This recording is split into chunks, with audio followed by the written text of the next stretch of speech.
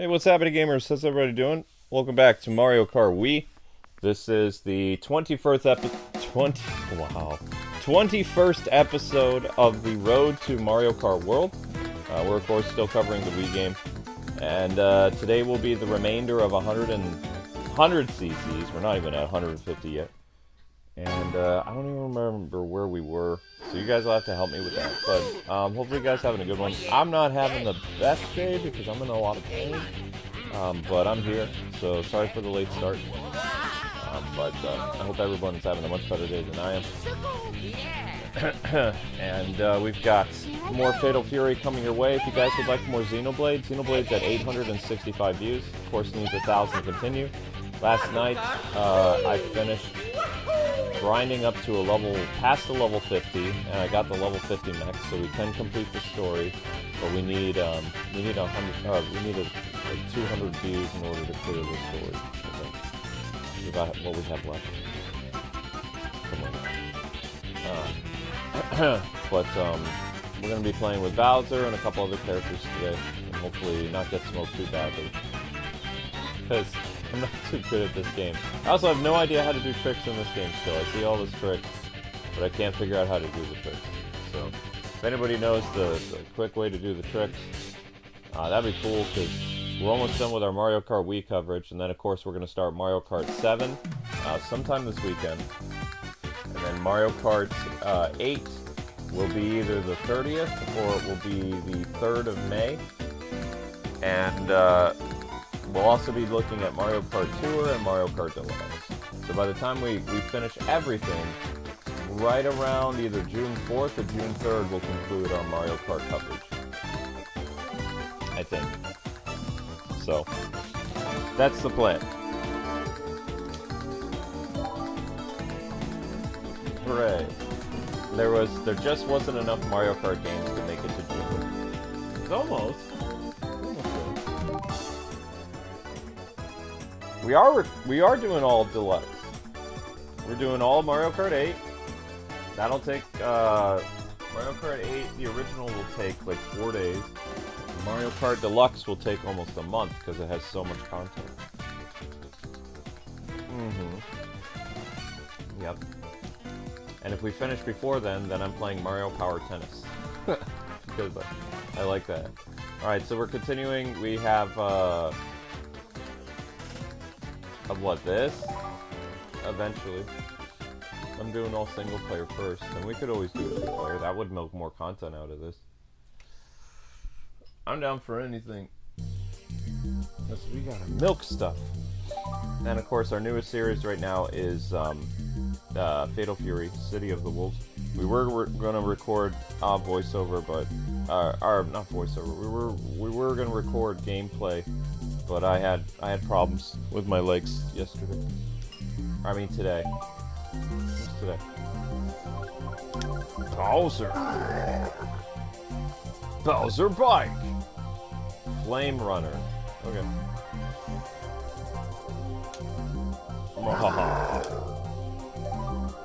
Okay, so we are on, we're on this one. Star Cup.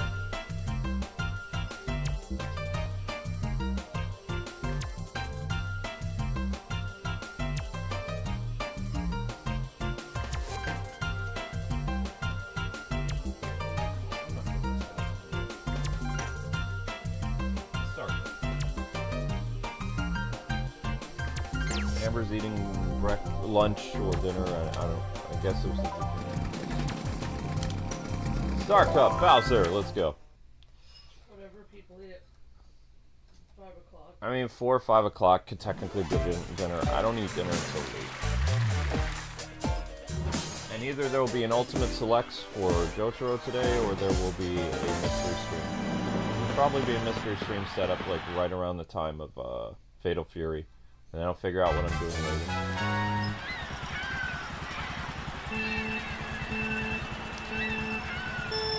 I'm surprised that Xenoblade even has 800 views, because the stream ended around 600. So, I mean, it's close, but it's starting to wind down. Yeah.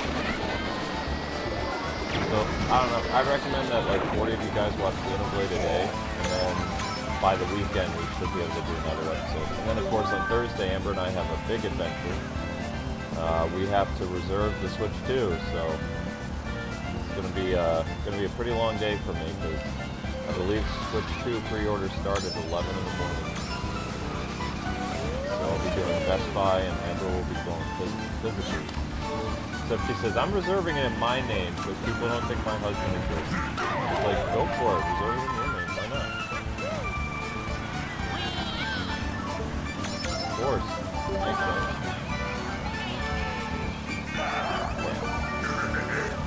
Yeah, why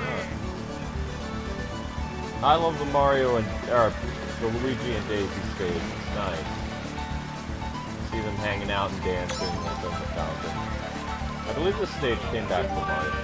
We'll also be looking at Mario Kart Tour, which we've never done on the channel, so hopefully that won't be too bad.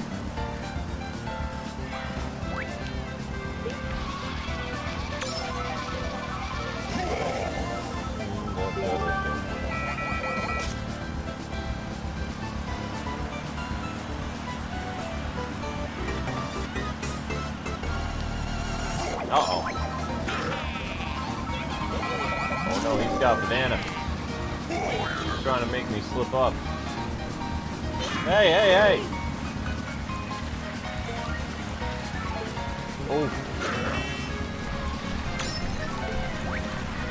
Oh no!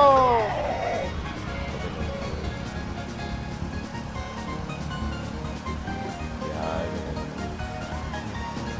third place is bad. Gotta try again. Sorry, guys. Quit! What now?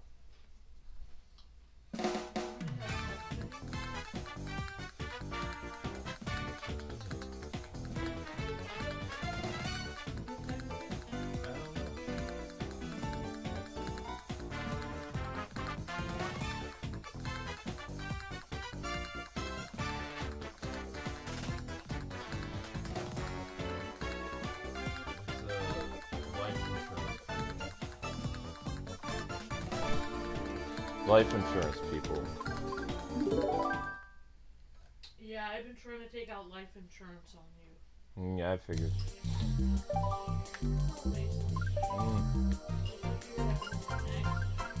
Happen. It's lovely.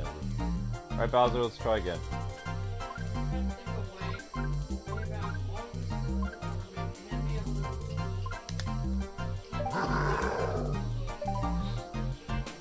Alright, thank you. Don't say that. I'm joking. No, not the fun. Alright, let's try this again.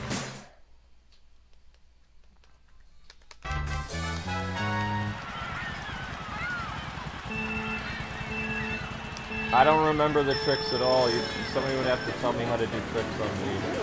I don't know. I'm playing on the game control.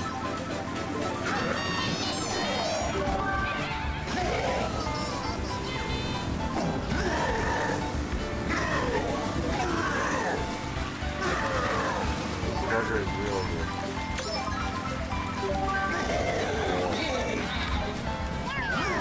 Oh god. This is 100 CCs for coming out. Okay, walk.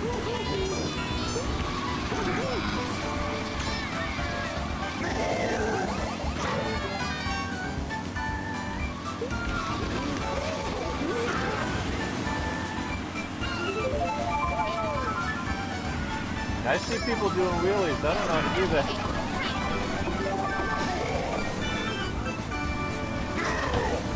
Yeah, I know.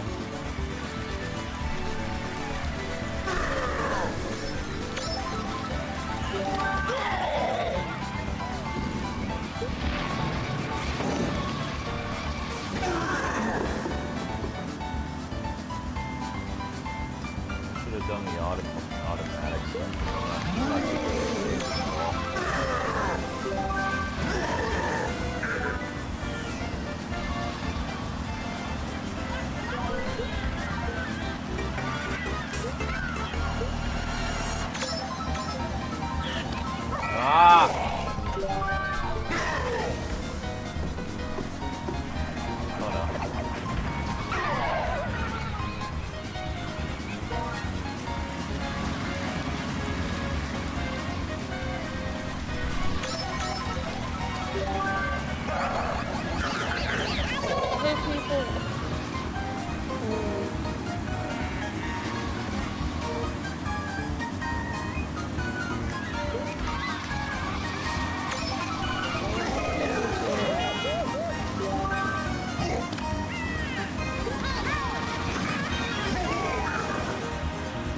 not.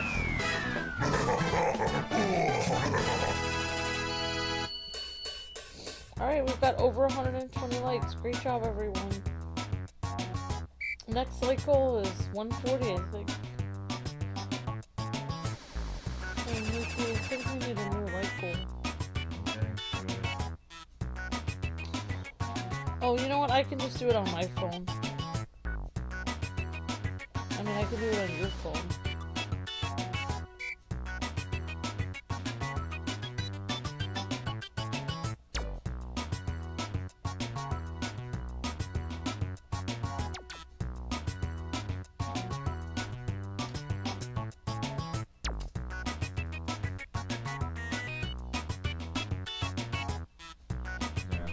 Alright guys, new like goals 140.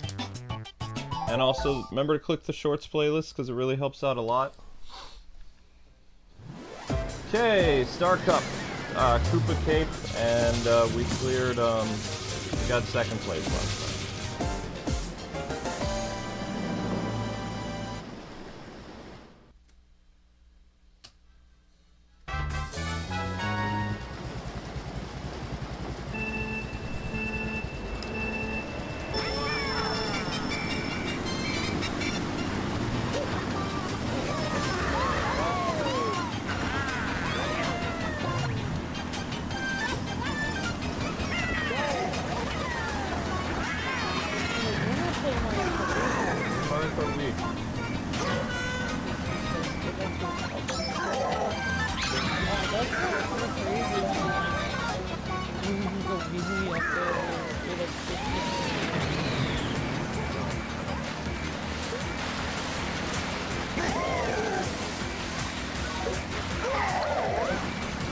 Oh, because it's a motorcycle.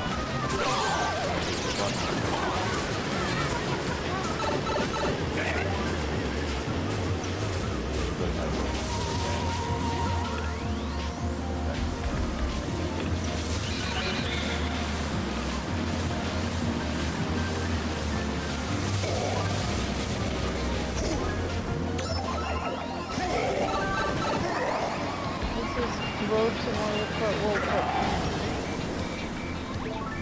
Yep, that's our 21st live, 21st live stream of Mario Kart Road. Mario Kart.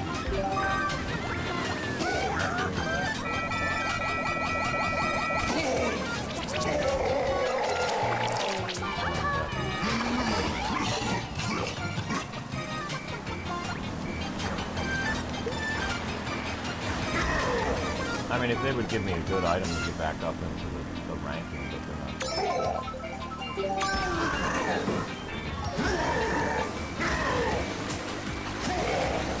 Oh, let's try playing with Bowser for I showed him though. Yep, sorry guys, can't play as Bowser. We're gonna try, I guess we'll have to play with characters that are faster. Excuse me. I can't do Bowser. Should have done Bowser when it was 50 cc's. I think I did. I don't remember. Let's try Luigi. Oh yeah, Luigi! Luigi motorcycle.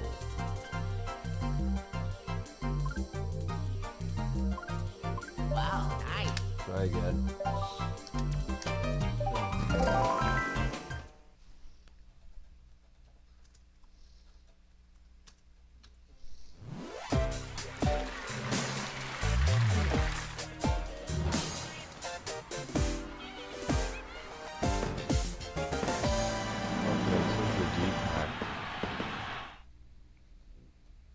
Says I'm supposed to use the D-pad.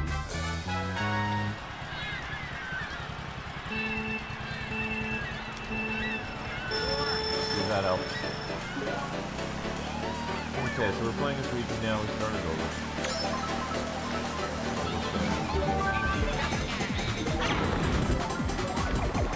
Oh, my dad's Sunday picture was bad.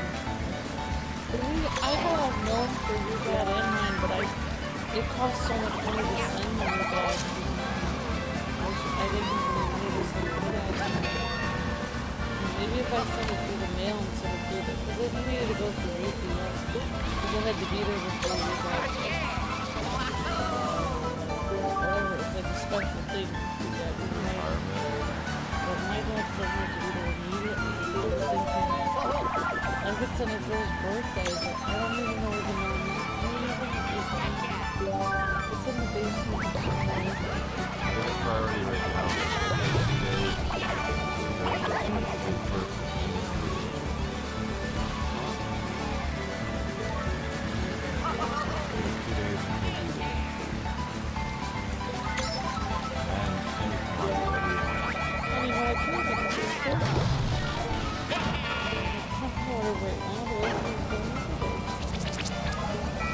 Thank you for the support. Oh, thank you for the highlighted message, Jacob. Says I hope Donkey Kong Jr. will make a comeback in Mario Kart. Oh, did he? Or Donkey Kong 3? Is there like 2 different things? Thank you, Jacob. You're amazing.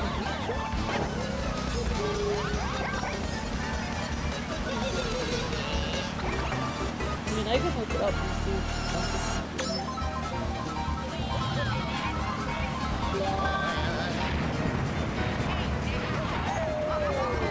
I'm trying to grind. I'm trying to snake and I keep crashing. So I think I'm gonna have to put on automatic. I won't do it. I think I'm gonna this is too hard.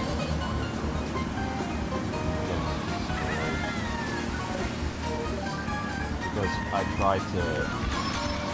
try to do this move and then I crash. It's really hard. Oh yeah! Luigi almost beat!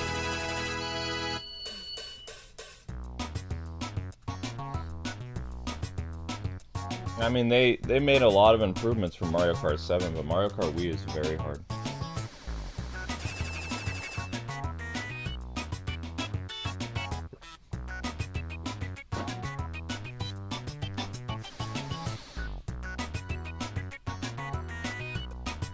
This game get louder? I mean, it's an older game. They don't have... You know how you have proper audio balance for games today? Games back then didn't really do that. They were still working out, like, is the sound going to go to HDMI? Is it going to be surround? Is it going to be stereo? They were still figuring out stuff, so the sound can fluctuate. It's just what it is. It's an old console, so. Whereas if I was playing Switch or PS5 right now, the sound, I can make it better. I can adjust it. There's no adjustments on here. It's either sound on or off. That's where it is. So everything is through the.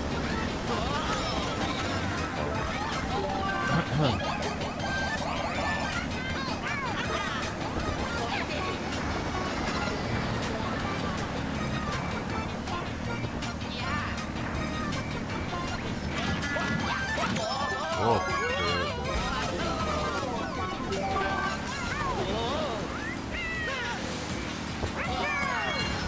yeah, I know how to do this. It's a very precarious place. See, I'm gonna have to put it on automatic. It's because this was the first time they implemented bikes. The bike controls aren't very good. At least I feel they're not very good. I've played a lot of racing games with motorcycles. It feels off. Like, instead of like setting it up before you go on a turn, you just crash into the wall.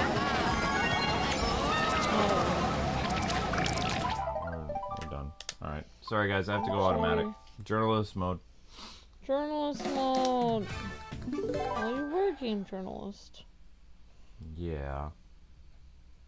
Still embarrassing. You should be embarrassed. Luigi time! I'm just kidding. Let's go!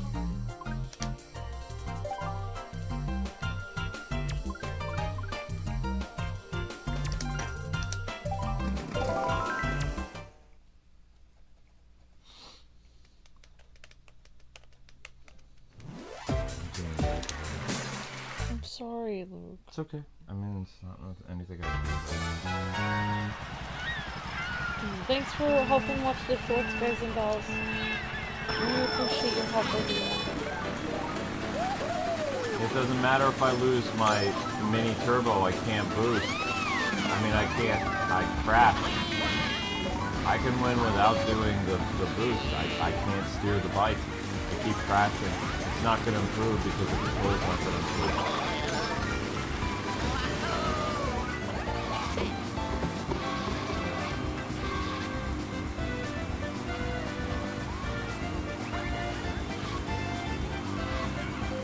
So I'm not crashing anymore.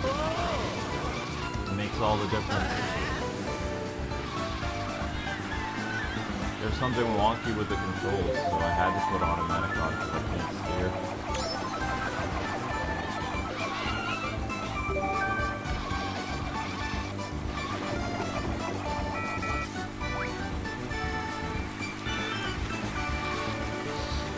It doesn't matter if you go faster, if you have the ability to do a turbo boost. If you're smacking in the wall and your bike is stalling, you're not going to do well in the race. So this is already a significant improvement for me.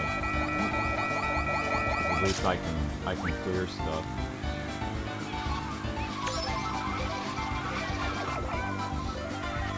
I don't know what it is, but Mario Kart Wii, especially when you get into the harder difficulties, it's really hard to steer the bike. So this was the first time they included motorcycles. Like by the time you get to Mario Kart 7, Mario Kart 8, things like that, the bikes are significantly improved. Perfect, but this is the first time they implemented the bikes in the game, so some of the bikes don't work very well.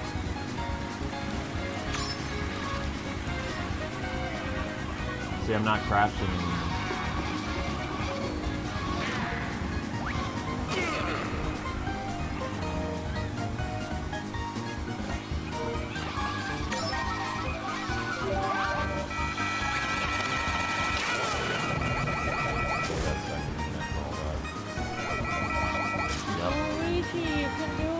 I got blue shelled right at the end. Oh, yes. Thank you for the highlighted message, PJ Williams. Says, Amber, you and Luke are appointment viewing for me every day. Oh, you guys are my appointment for viewing every day. Thank you for being... Thank you for being awesome these last 3 years. Oh, thank you. Thank you, DJ Williams, for the highlighted message, and thank you so much for your help and for the kind words. No, you could do tricks with the gamepad on the GameCube. I'll show you if I can get to a safe place to do it. Oh, thank you, DJ Williams, for breathtaking. See? And thank you, Jacob. You're amazing. Thank you so much. Thank you both of you for the highlighted messages. It was very kind, DJ Williams. Thank you.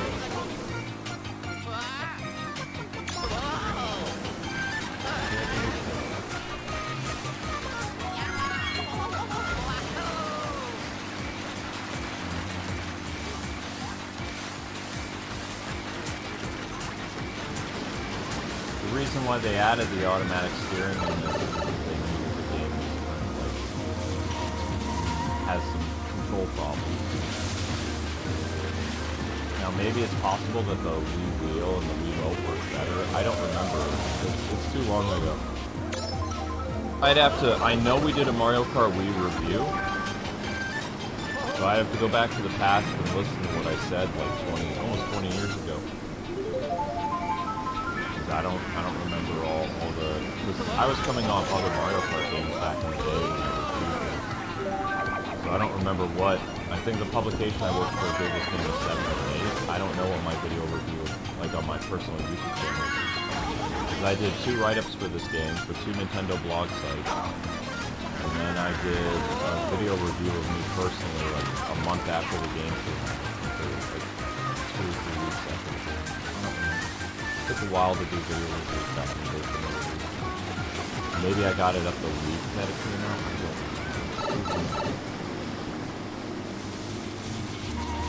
Too long. Too long.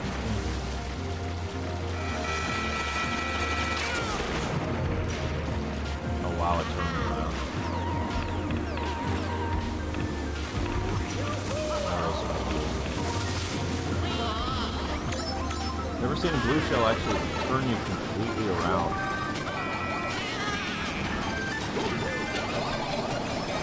This game, 100 cc's is nasty. It's like you're playing 150 cc's, but even more so.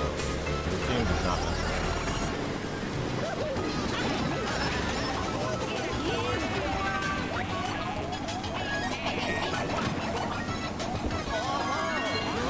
The problem is the guy in first.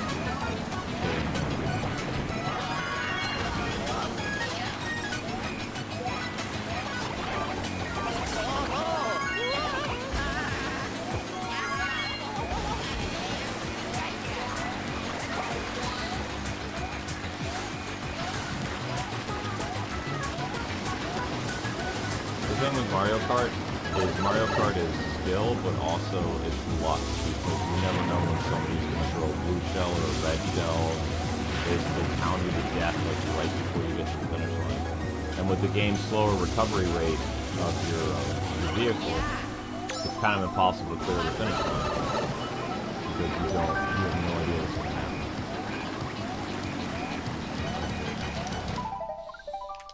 Sorry. No, I fell off into the waterfall, so that's it. No recovering from that. The recovery in this is if you fall off the cliff, it's a 30-second recovery. I have 4 people on my tail, so that was it. I had to restart again. I had to do it again. Yeah.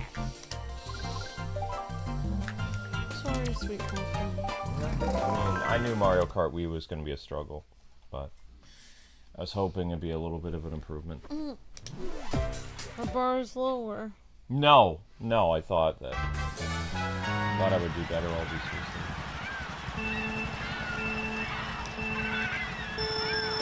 Oh, you mean No. you thought you would do better? I thought you would do better too.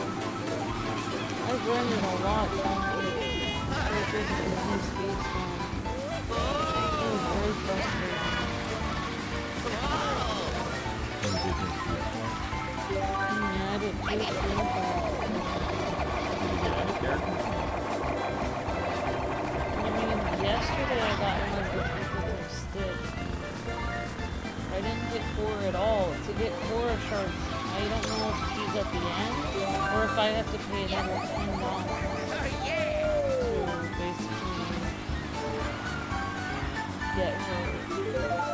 Like, because if I had paid another $10 for the golden pass, I would be unlocking tons of shards. I definitely would.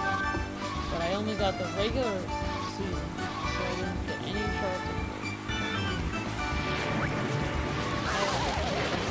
I did get Sam Flynn up to level 18 platinum. And basically what you do is you have to grind one character and level them up to like level basically, well, for most people they to level 25. But because I'm so bad at the game, I have to level them up to like 40, 45 just so I can get through the game. It's really hard for me. I'm not good at racing. That's actually why I didn't play the game for 2 years, because I thought, well, I'm bad at racing games. Then I found out you don't have to be good at racing games to play business games. You just have to grind for hours on end. Even if you're the worst driver in the world, if you continue to grind your character, you can't lose. Because you're so fast. Even if you hit every wall, you're so incredibly fast that you can easily win. And I'm not really even hitting the walls. But even people that are really good at the game, see, I'm putting myself down. Even people that are really good at the game say you have to be at least 35 to keep going. And it's so hard because even if you get upgrade coins, you can't upgrade your character unless you get upgrade shards to go with them. And upgrade shards cost real money unless you grind for hours on end in the game. But do you see how Mario Kart, a lot of it is luck? Like, I didn't get hit with a blue shell that one, so people didn't pass me at the finish line. Last time, I got hammered by a blue shell and 2 red shells, like, right at the finish line. So, I mean, Mario Kart is part skill, part luck. But these older games, when you get hit, the little cloud guy takes too long to put you back on the race. It's not a fast recovery.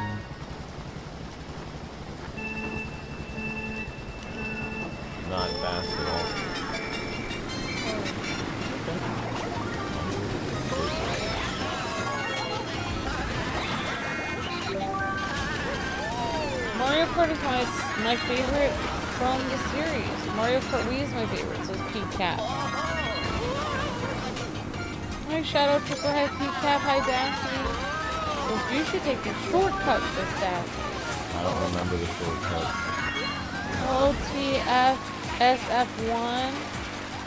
Hi OH, thank you for the kind words, BJ Williams, and I hope Mario and Jacob said I hope Donkey Kong Jr. will make it. Let me look up Donkey Kong Jr. Donkey Kong Jr. is Frankie's son. Oh wait, he is. Donkey Kong Jr. technically is Donkey Kong. Oh, maybe he grows up. Right. The guy that you meet in Donkey Kong Jr. Rare already said that's Donkey Kong. Oh, so he grows up. Oh. The original Donkey Kong, the one who fought Mario, the original Donkey Kong is supposed to be Frankie. Oh, Donkey Kong Jr. is cute. Donkey Kong Jr. is supposed to be Donkey Kong, the one with the tie. Look at this little guy. Yep. He is so cute. Unless Nintendo retcon things again. He's adorable. I don't know if they retconned it again. He's got a little J on his shirt for Junior. Because everybody thought when Donkey Kong Country came out that Diddy Kong was basically Donkey Kong Jr. And then Nintendo said, no, that's his nephew. Junior is the guy you play as. And Frankie is the original guy who fought Mario. That's why he acts like all these war stories in the 80s. Talking about the different games he was in. Oh, there was a game called Donkey Kong Jr. the game. Wow. But it's possible Nintendo has retconned things again. I don't know. The original Donkey Kong Jr. arcade series. NES. Wait, was Donkey Kong Jr. in Mario Kart 8? Oh, it's a mod. Somebody made a mod and put it in the game. Oh, wow. I'm sorry, I didn't mean to distract you. I kept showing those things, I'm sorry. Oh my gosh, you've been in an arcade machine with Donkey Kong. Ah! $4,000! Probably not a good idea to put things in my face when I'm on a rampage.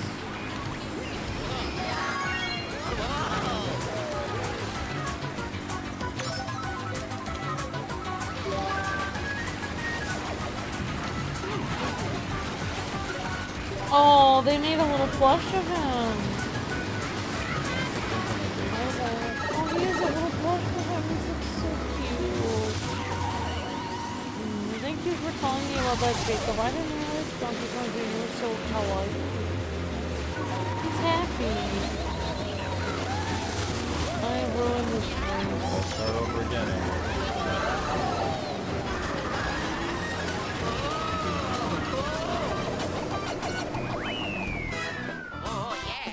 Don't put things in my face. Do you want to see him now? No. A little plush. A little plush of the guy. Sorry. I lost that race because of you. So. Do not distract the driver. 100 cc's is way more difficult than most Mario Kart games. In Mario Kart Wii. I don't even know how I'm going to tackle 150 cc's. I don't even think I can. I am sorry.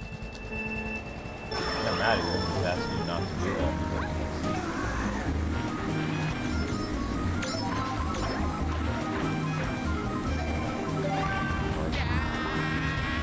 Well, as long as I don't fall off.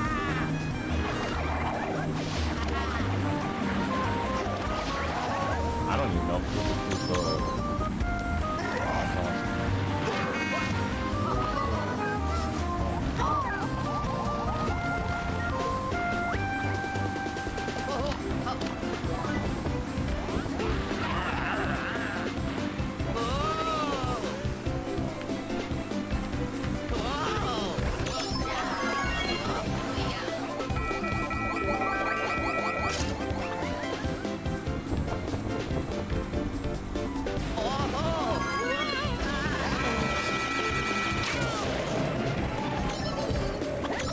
You have to see that 100 cc's in this game is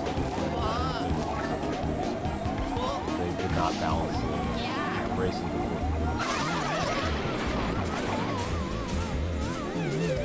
But the reason why they added the automatic steering is because the motion controls didn't work very well.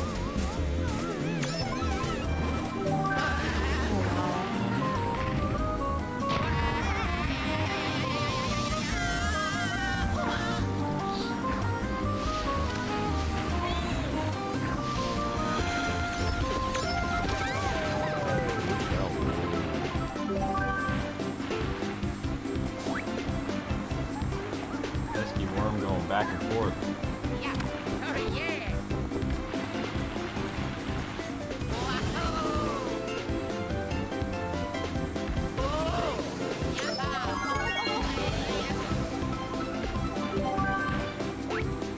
Problem is they're going to start hammering into the blue shells. Usually in 100 cc's, like on Mario Kart Wii, there's like at least 3 blue shells every race. You don't want to be on the net when the blue shell happens because there's a glitch where your character will phase through the net. So there's a couple places where you do not want to get blue shelled on this race because your race will be over. You can't recover. It's almost like playing 150. Like when you get hit in 150, you're kind of done too. When you get hit in 160 in Mario Kart Wii, depending on where you are in the race, you're not going to recover. See how quickly they pass you? As soon as you get blue shell? I had like 3 guys pass me and do nothing. Oh wow. Yep. But I got hit with a blue shell at a good place though. I wasn't on the net and I wasn't jumping in the air. That was nothing.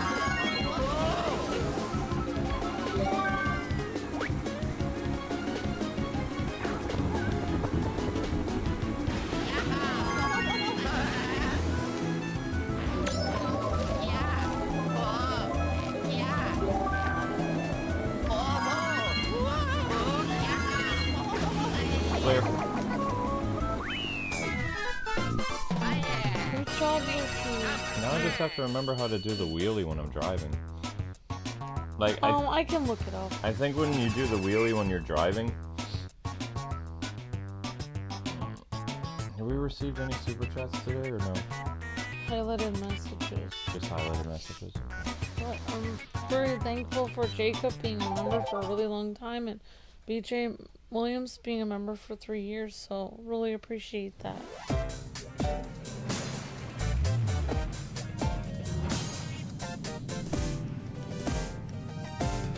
How to perform a chain wheelie in Mario Kart Wii. Using GameCube controls. Because there's GameCube controls and then... GameCube controller, press any direction on the D-pad. There you go. There we go.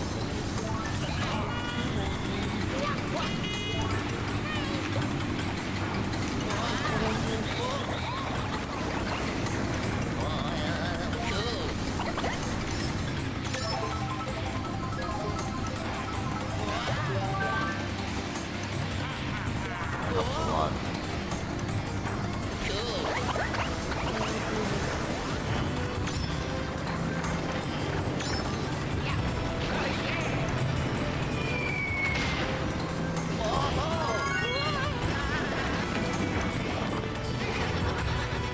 Watch how quickly the ball go off once and get into the race back to the recovery rate for that little cloud guy is pretty slow. Oh wow. And this one, Oh, I see. In the Mario Kart 8, I love this even Mario Kart 7. one. I forgot about Mario Kart 7. Mario Kart 7 is the next game.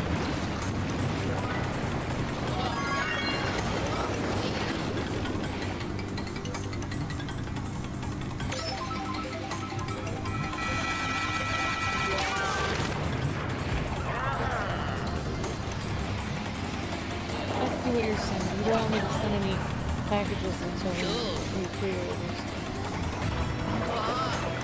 Yep. You Because if there's a problem with the pre-order, they call you and say, hey, they don't just cancel it out. They give you like at least a day to get it shipped.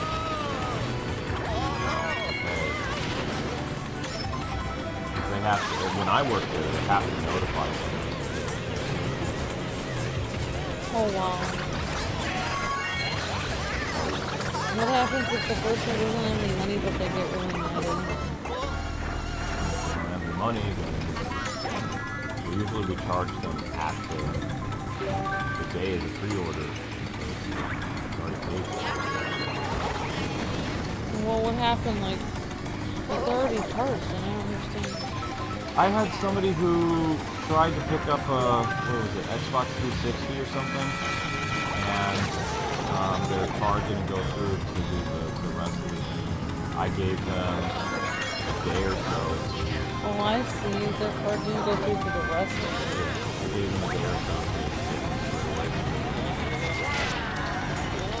That makes sense. That was nice of you.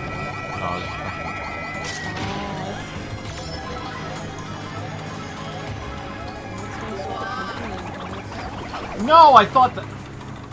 It's over. It's over. Oh, Spanko. I lost. Oh, yeah. Luigi almost clean. Yep. Gotta do it again. Gotta do it again. I lost. I just suck so bad today. Gotta do it again.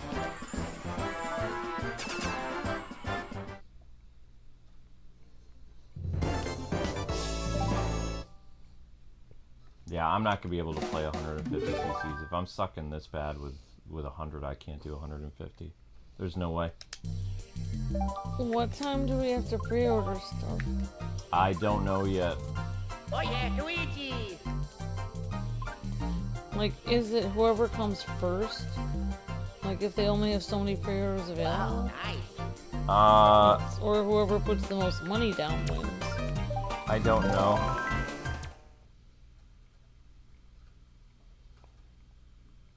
Second place sucks. It's not winning.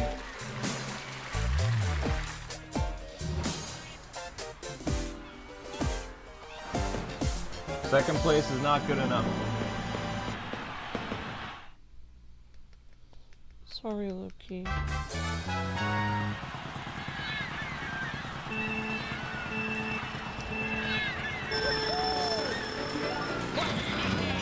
I'm not gonna let a game that's almost 20 years old beat me. Keep going until I get first.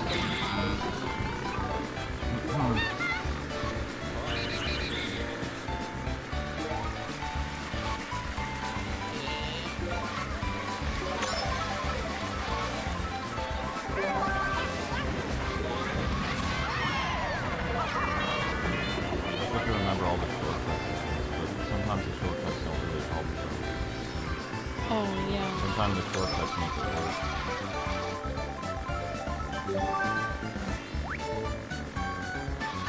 The problem with the last race that I was in is it gets really confusing where you're supposed to go, so I thought I was heading straight, and then I went right off the cliff. So like I said, Oh, wow. the recovery rate is too slow, so there's nothing I could do.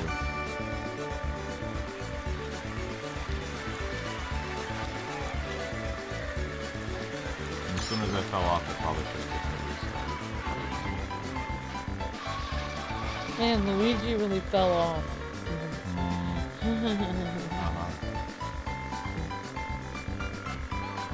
Remember guys, without super chats and memberships today, we definitely need you guys to watch the shorts to keep organic views on the channel going. And we'll also have to keep streaming this until it gets 1,000 views or we won't receive any feedback.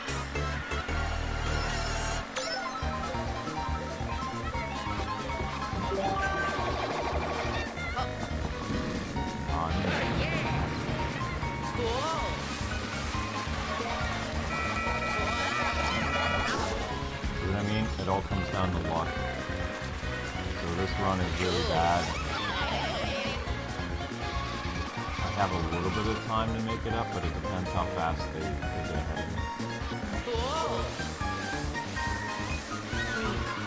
Sometimes you look like you're doing really great. Better than I would.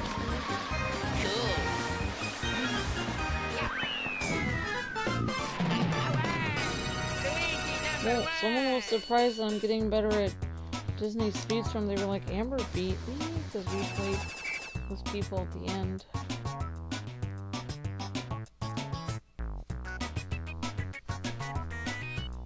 Don't forget to watch the shorts, everyone. Thanks, guys and gals, for the help. And your guys' homework this week is Xenoblade. To try to get the Xenoblade stream up to 1,000 views. Well,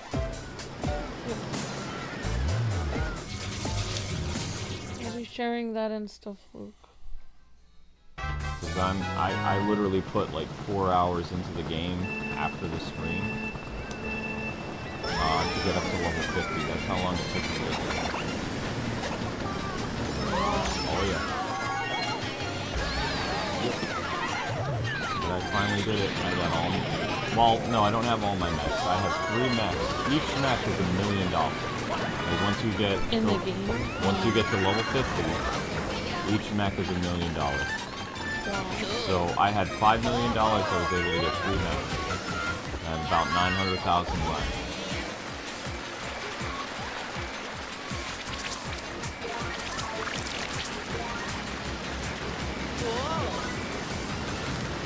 Wow, they just increased the. Basically, this looks a lot like Mario Kart 8, but they just increased the visuals.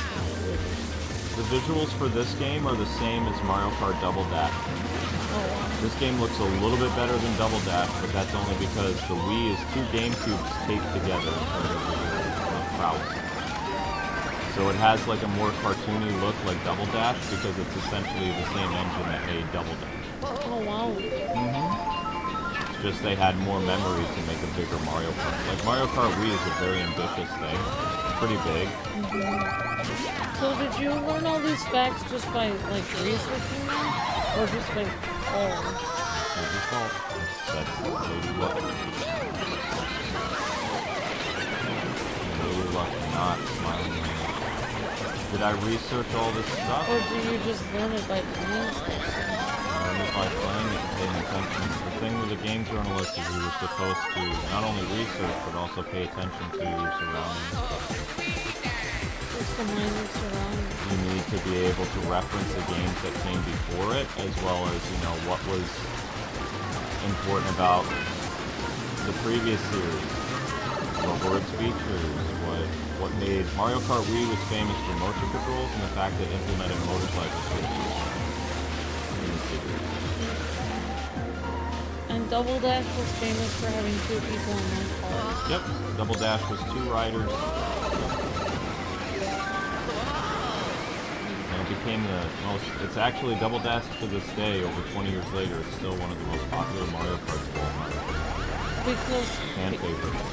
Is that because people like playing it with a friend, or people just like playing it even on the phone? I don't know why so many people like Double Dash. Maybe Double Dash was fun. Because it's cute, you get to see the little person alone. I don't know. I mean, that was just kind of a gimmick, but a lot of people liked Mario Kart Double Dash. Even all these years later, people still revere that. They look back on that and they're like, oh wow, I had a lot of fun with Double Dash. I think part of it is the aesthetic. The game looked like a cartoon. For one. That looks fun. It was fun. It had fun stages. It had great courses.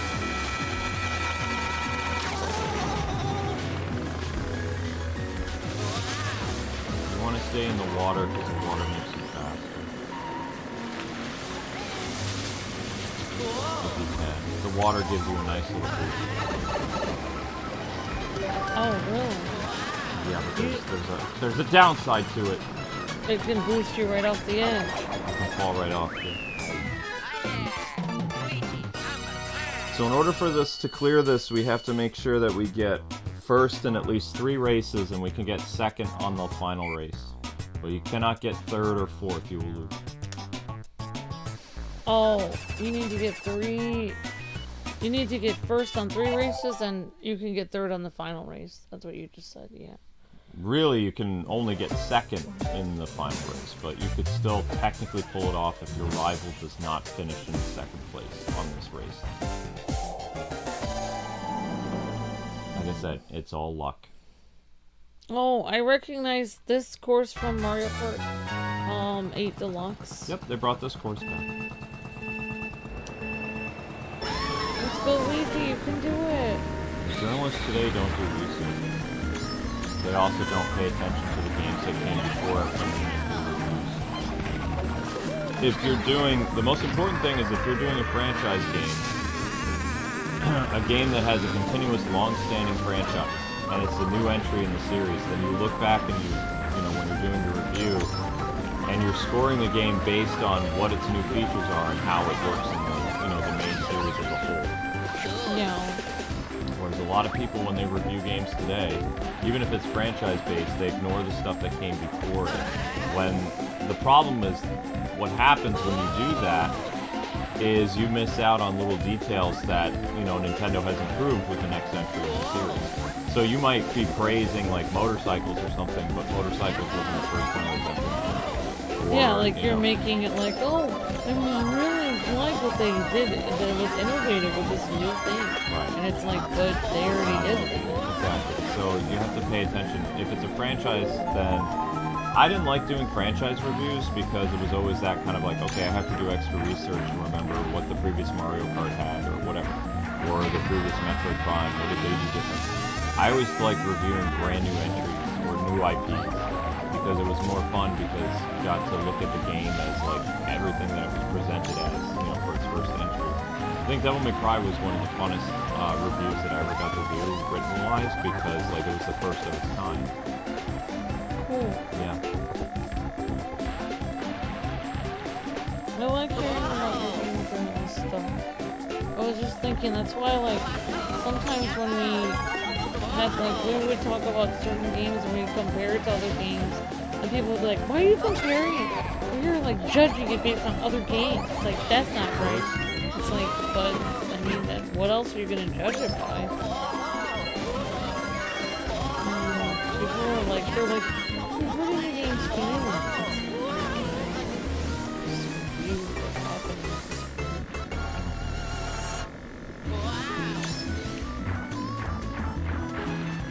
I mean, that is the best way to judge a game because then you can actually compare it, like you know, like you, like if someone already came up with that idea, then they just took that idea and just implemented it in their game. But if they came up with a completely new idea, that's really different. Oh man, that regular guy is mean. That's it. That guy is a jerk.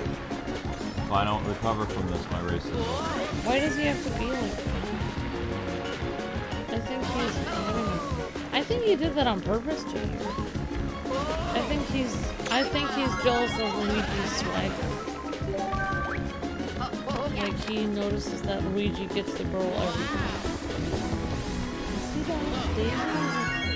Oh, she's infatuated.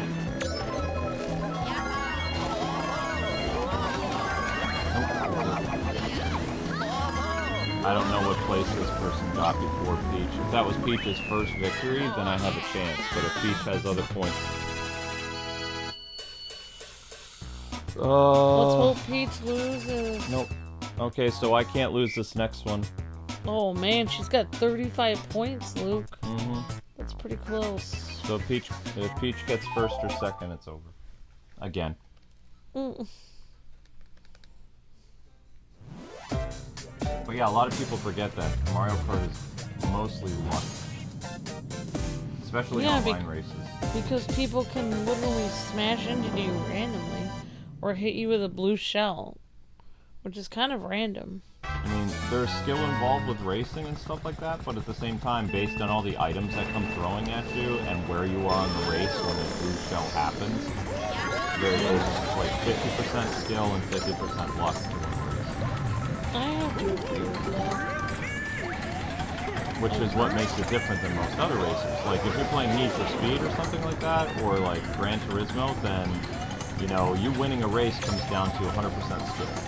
But when you're playing a racing game that implements items where you're tossing them at everybody, you know, it all depends on when you get hit and how severely you get hit.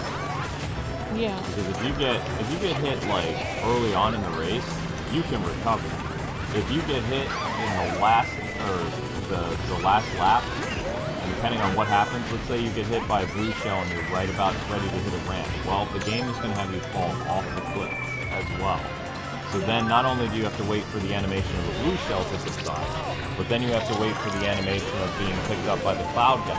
By that point, now you're in 8th place, your race is over. And there's no way to recover. I don't care how good you are. You can't beat, like, the animation frames. There's no way to beat them.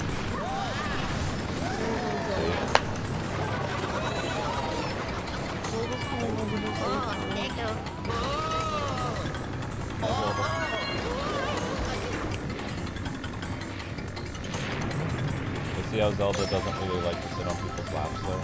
She's comfortable sitting to the side of people. That's just how she is as a Russian. Is that how you are?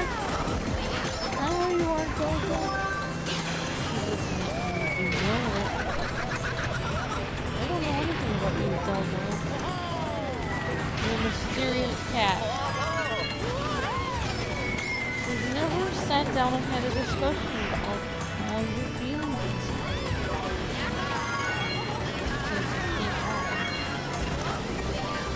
Maybe someday, well, not Zelda in particular, but one of our cats will probably be able to speak through AI or something. I don't want to know. They're probably going to say, destroy all humans. They won't pet me. Food. Toilet. You really think they're going to say pet me and food? And box. Bring my box. Box is dirty. Box is dirty. That's not true, really. No. That's what they'll say. Yeah, it'll probably be like one word. Have you seen that thing where you can get this set of buttons on the floor and your cat or dog can go and learn to read and to talk? Like they can step on certain buttons that say food and stuff. And there are people that keep that on the floor all the time, and when their cat wants food, like they'll step on the button and it'll have like a person say food, food, and then like then they're like, do you want food? And then the cat will be like, food. Like, and then there'll be like a thing for like for dogs, like walk, walk, walk. You want to go out for a walk? Walk. But you see, Amber, right here, we were at 875 for Xenoblade. You see how YouTube continues to remove views? Yeah, so that's episode 29 of Xenoblade, but they removed 25 views. We were at 870. It dropped down to 854.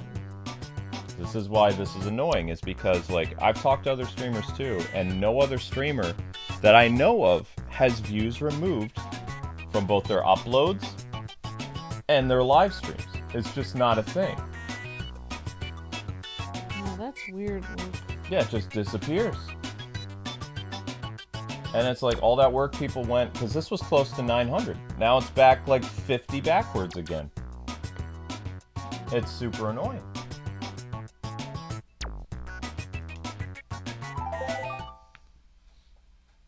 Like it really is.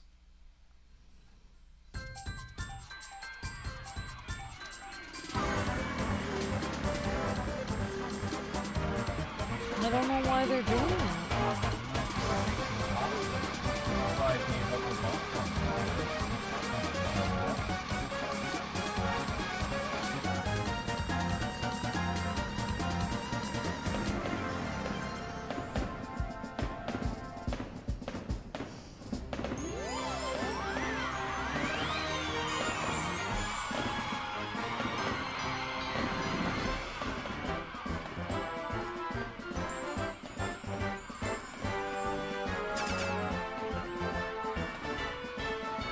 Tempted to just like, because nothing really happened in terms of the story, I'm tempted to just like put this as a grinding stream, because I'll never get to finish this series at this point because they just keep removing views. Because I mean, nothing happened in terms of the story at all, like nothing at all. It was just grinding. Yeah, That's all strange. it was. Yeah.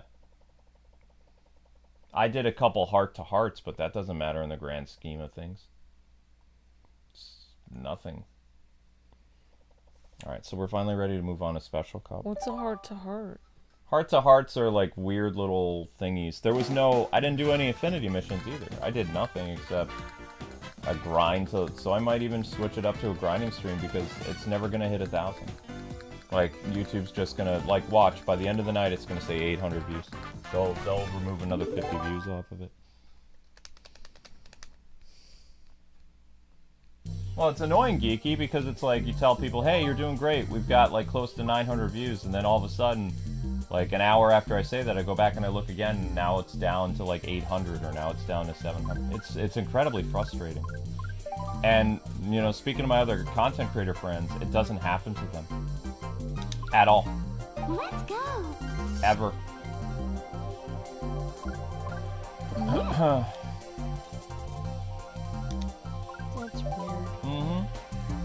It is super weird. It's sus.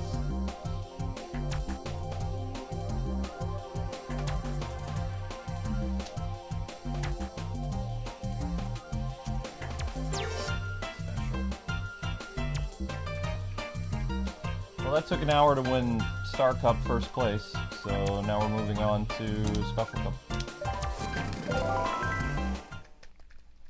Well, it makes me angry because, you know, a YouTuber doesn't get paid unless they get 1,000 views. So we were close to getting paid, and YouTube was like, nah, we're going to remove 50 views off that. So, I mean, you know, to the point where it's so hard for us to get 1,000 views to get paid. Like, before, like, honestly, if YouTube removed, like, 100 views off a video that we had, like, well over 1,000 views, I never cared because it never impacted our bottom line. But the last 3 months, it's really impacted our job is declining because our pay is going down. Because we're getting paid for very few live streams. What's happening is we're only getting paid for bots. We do video views. We're not getting paid for live stream CPM very much at all anymore.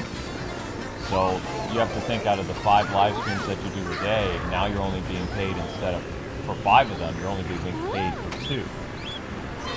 And then they give you, then it's like, oh, you had a live stream, you get 1,000 views after the stream. Like, so instead of $15, we'll give you 4. it's like if you show up to work and you work 5 hours, and they pay you for 2 hours. Yep. It's like instead of $20, we'll give you 5, or instead of like $10, we'll give you 2. You know, so then, you know, before I had it down to a science about how much we needed to work in order to earn a living. Now they've completely thrown a monkey wrench into those plans. It's very frustrating. It's like a shadow ban channel can only do so much, you know? You can only get the same amount of people to come back every day. You hardly get any new people. You can't notify really anybody. So it's like the views don't really go up. It's very, very... Like, out of all the people that would ever quit on YouTube, Amber and I have like 100 reasons why we would quit.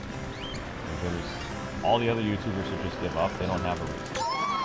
Nowhere near ours. Yeah, they could have pushed themselves and probably made it. Like, I think all the YouTubers that have over 1 million subscribers, I feel like there's no reason they should have quit because they were doing so well. Yeah, I'll just be completely honest with you.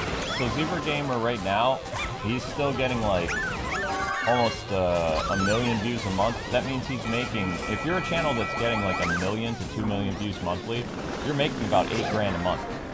Like consistently, if you're in that like, you know, million range.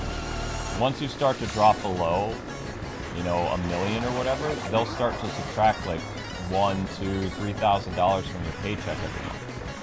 But if you're consistently almost 2 million views a month, you're easily spending 8 grand. Easily. Amber and I, unfortunately, are not in the million enough club anymore. We're now at the 700 to 800,000 range, so they keep subtracting lots of money from us.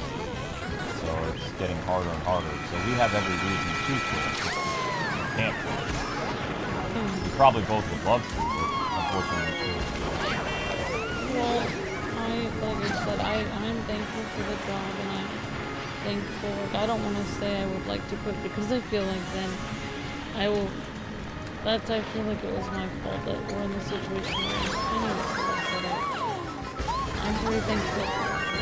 I think it's a two-party system. I think it's because I got greedy and I did try to get more money from that brand deal. And I don't remember what you did to cause it. I gave up hope. You gave up hope, okay. Still not as horrible as a sin as me actually trying to, you know, get a brand deal that ended up turning into a hacking scam. You were just trying to help. But that was after Tony left. I think Tony wouldn't have gotten us hacked. But I was trying to juggle the brand deals and the PR stuff, and I didn't know what I was doing. I think that's part of it. You were trying to teach yourself how to do brand deals. I was trying to learn to do brand because deals. we couldn't keep our PR guy on anymore because they were paying us too little. No, he didn't. Even with us paying him too little, he still quit. Or like, he told us it wasn't a problem, but he quit. Yeah, but I think it really was a problem. Sometimes people say it. I know, but also he was trying to get his doctorate or something like that. He had a full-time job, and then he worked with us. His other job, he said, was becoming more demanding, so he had to go back to school to get another degree. He just couldn't juggle everything. I heard he actually ended up relocating too, like his job somewhere overseas or something after he got his degree. Yeah. So like there was no, I don't even know. But his family has to move overseas, or? I tried to call him a few years ago, and he said he was out of the country, and his family weren't in the States anymore. Oh wow, that's crazy. So I don't know what happened. But he was working for a big like PR corporation. That's how he was so good at PR, is because, you know, the video game stuff was his hobby, and that because he was trying to challenge himself because he said his job wasn't so strong. Oh wow. Yeah. So he was trying to do that. Because, I mean, working on YouTube was, you know, very, very hard back then. The reason we had such an edge with Disney Infinity, because he got us all those Disney Infinity contracts and Skylanders. I wouldn't have been able to do that.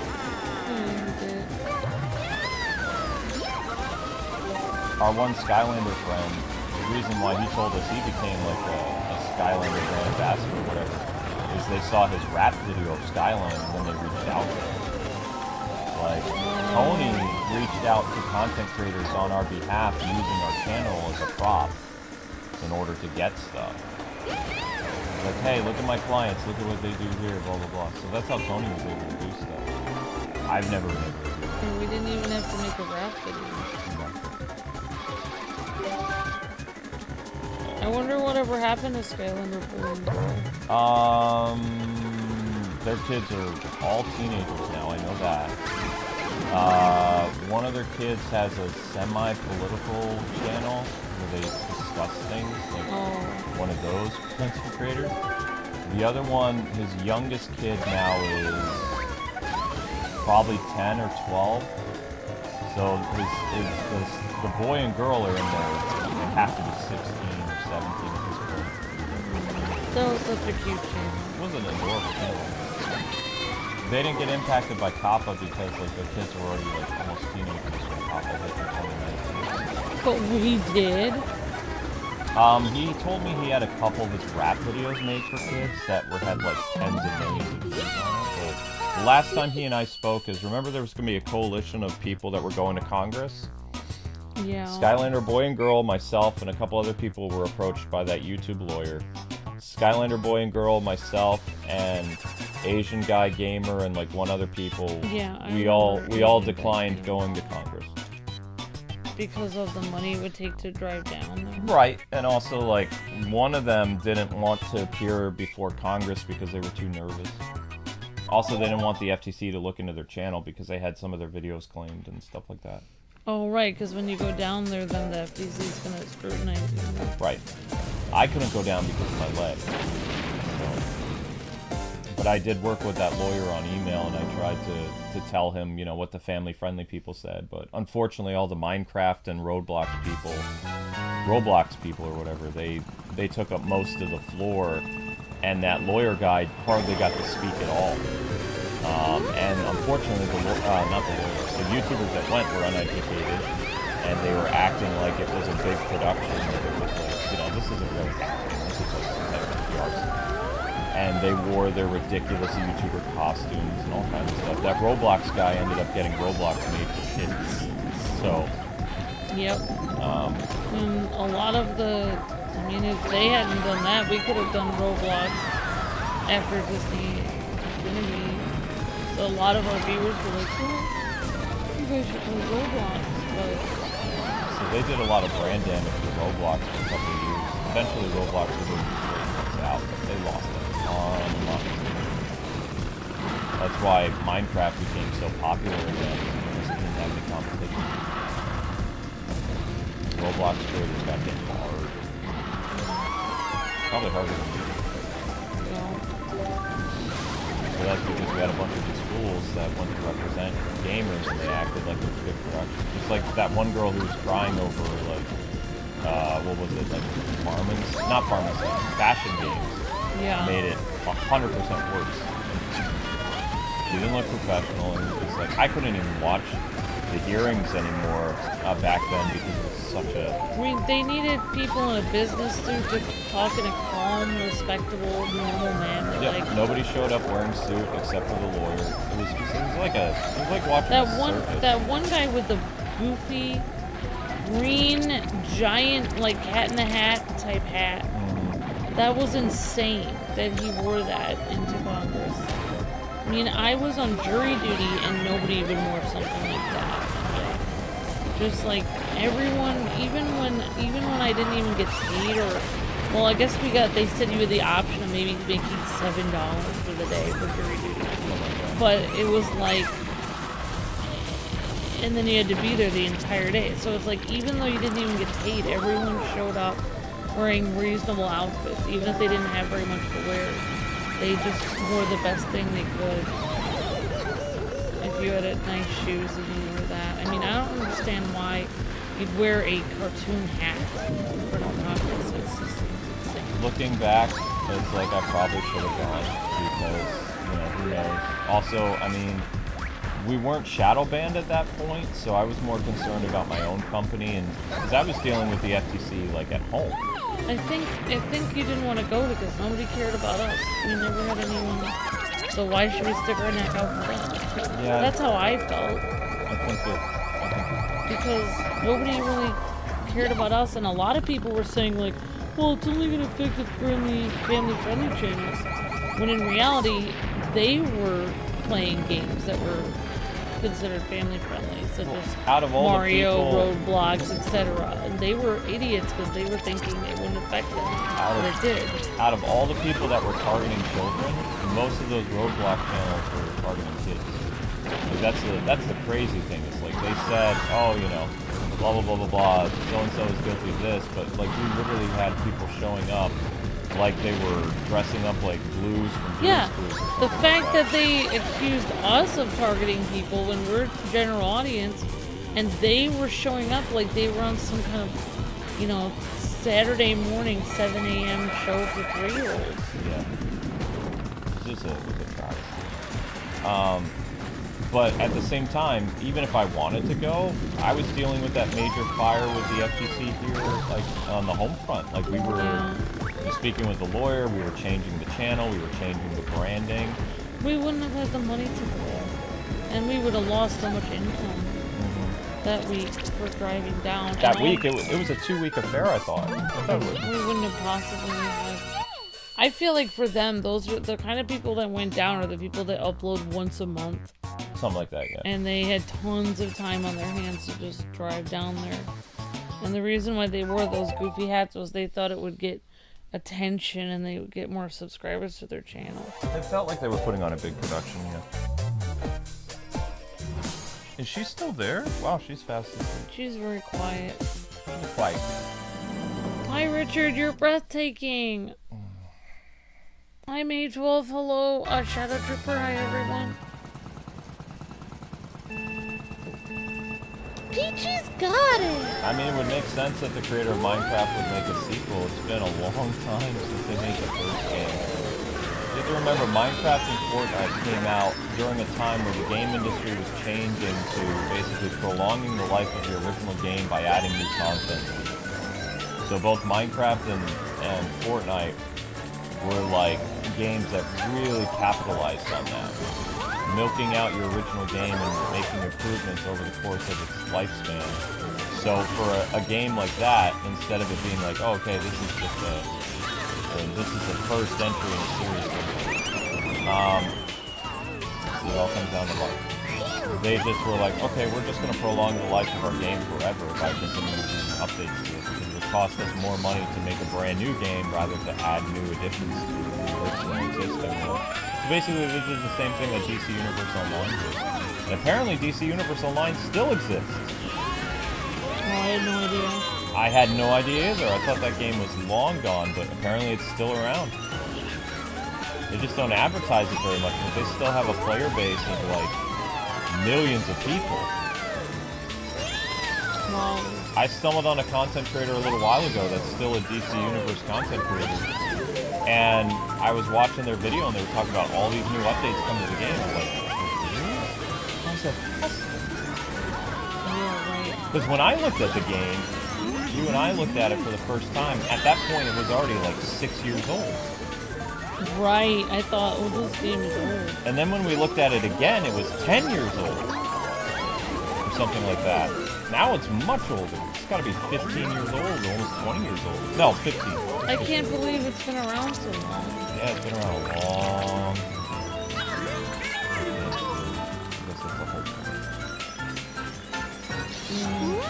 It's kind of the idea.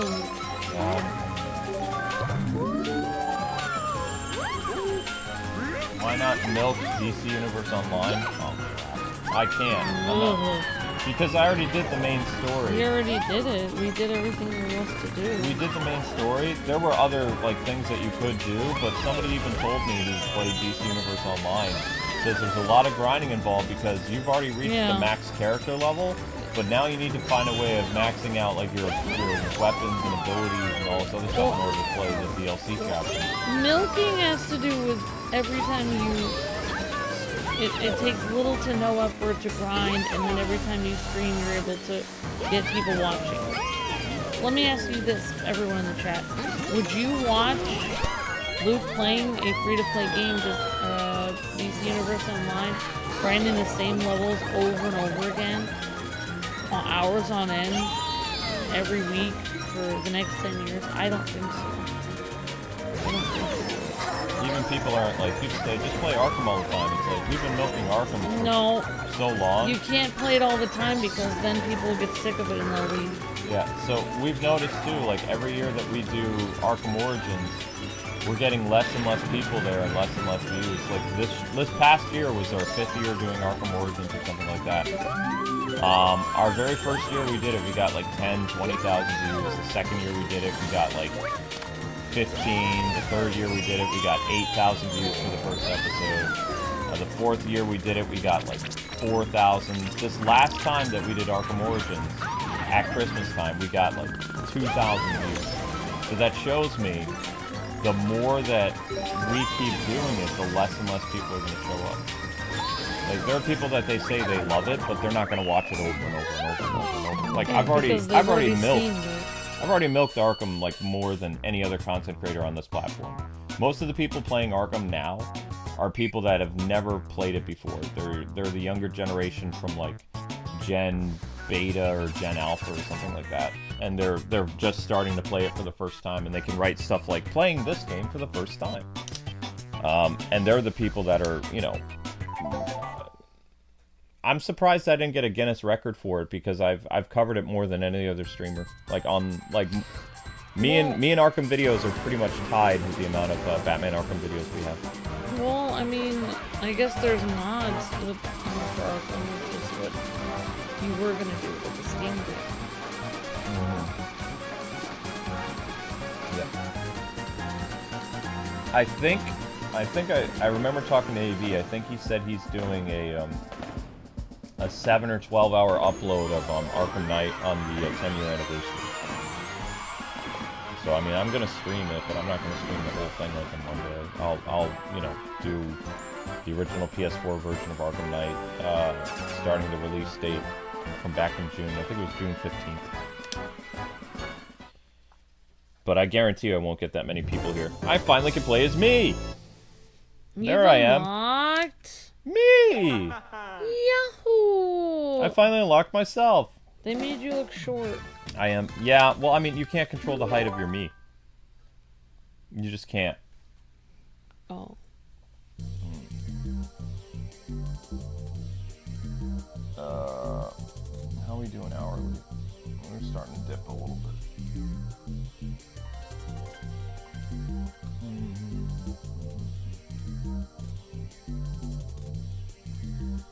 I mean, I wouldn't call people idiots, but you have to remember that, like, we've been in a game drought for almost 2 years. Like, the pandemic, all the games that came out during the pandemic, they were worked on prior to the pandemic.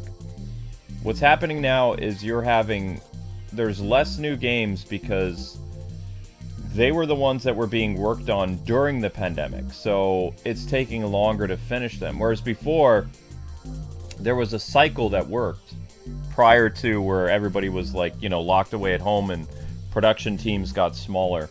Like, the game industry had gotten so good over the past 20 years of making sure every month had content. And if you go back and you look at, like, 30 years ago, you're seeing right now from March through May, the amount of game releases that are coming out are mirroring what happened in the year, like, 1998 through, like, 2000. So there's very few games coming out in, and this includes indie games as well. So between February until May, you have what was known as the infamous game drought from, like, the late 90s, early 2000s. And then the game industry, because it was doing so well and it was thriving, there was really not very long pockets. You didn't have 3 to 4 months of no content, right? You had at least, like, maybe like 2 or 3 big releases, and we're talking like Game of the Year contenders that would release in February, March, April, and May, like starting around 2006. And then once we got past the pandemic years, you're noticing now this is the second year in a row where there's been hardly any new games February through May. And then in June, there's going to be like all these new games from June until fall. So it's going to take at least like 6 years for the game industry to get back to where it was able to continuously pump out content that was worth it for people to invest in. And where we are right now is Amber and I, we have to go back and we have to do things that we have never done to keep interest in our channel because there's very few new releases. There's like maybe, we used to cover 10 new releases a month. Now we cover 2 to 3.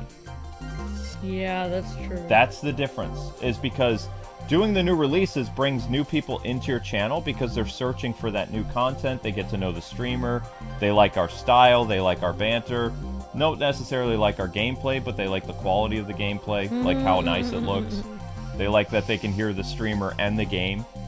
Whereas usually when streamers stream, you can only hear their voices over it. Or there's 3 types of streamers. There are streamers that the music is too loud and you can barely hear them. And there are still some Let's Players that do that, and they do that on purpose, so you have to go back and rewatch their video to make out what they're saying. So they increase their audio significantly high so that you can barely hear them. Then you have streamers that their voices are too loud and like the music is too quiet, so you can't hear the game. And then you have us, which is in the middle, where you can hear both us and you can hear the game almost equally. So it's got like a nice audio quality to it. And it's true. Let's try the Koopa guy. I guess that works. Well, I don't...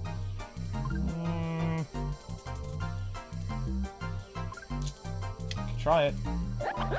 Gonna keep with automatic because I suck at the game and I've admitted that. I've made peace with that. Showcase. Luke has come to peace with that part of him.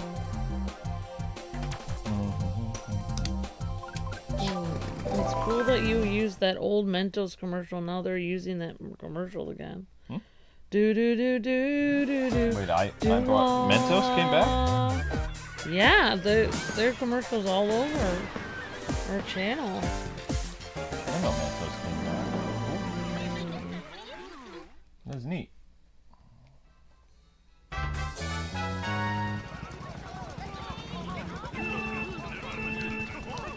I don't even know where they're. I haven't even seen Mentos. Yeah, they.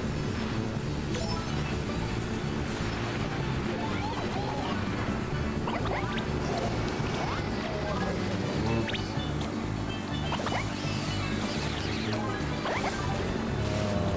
Is this a game track? Double dash. I'm pretty sure this came back in Mario Kart Deluxe. Because Mario Kart 8 had a lot of stuff.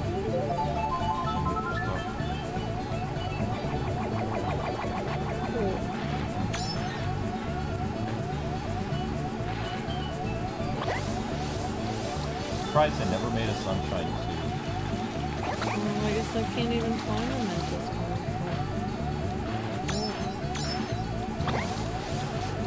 I saw it on our channel. It had like an old school Mentos car. And they were singing that exact song.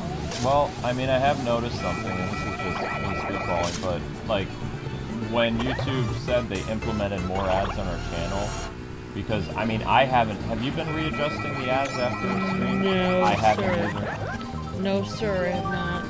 Nope. I haven't, because I didn't want to miss the channel.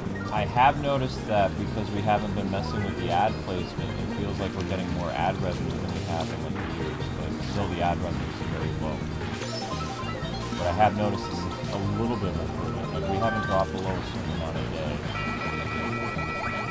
especially without the super chat. I didn't want to mess with it. I don't want to mess with it either because then they say they would remove stuff. Because we haven't been getting like big super chats for like almost a week or two.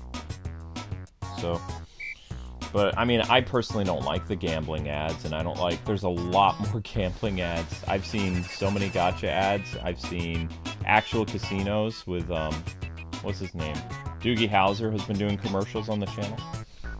Yeah. But I mean, before we opted out for all that kind of stuff, like beer and alcohol, like there's more beer ads now, all kinds of stuff. I mean, it's not really tempting me. I don't think any. Nintendo DS.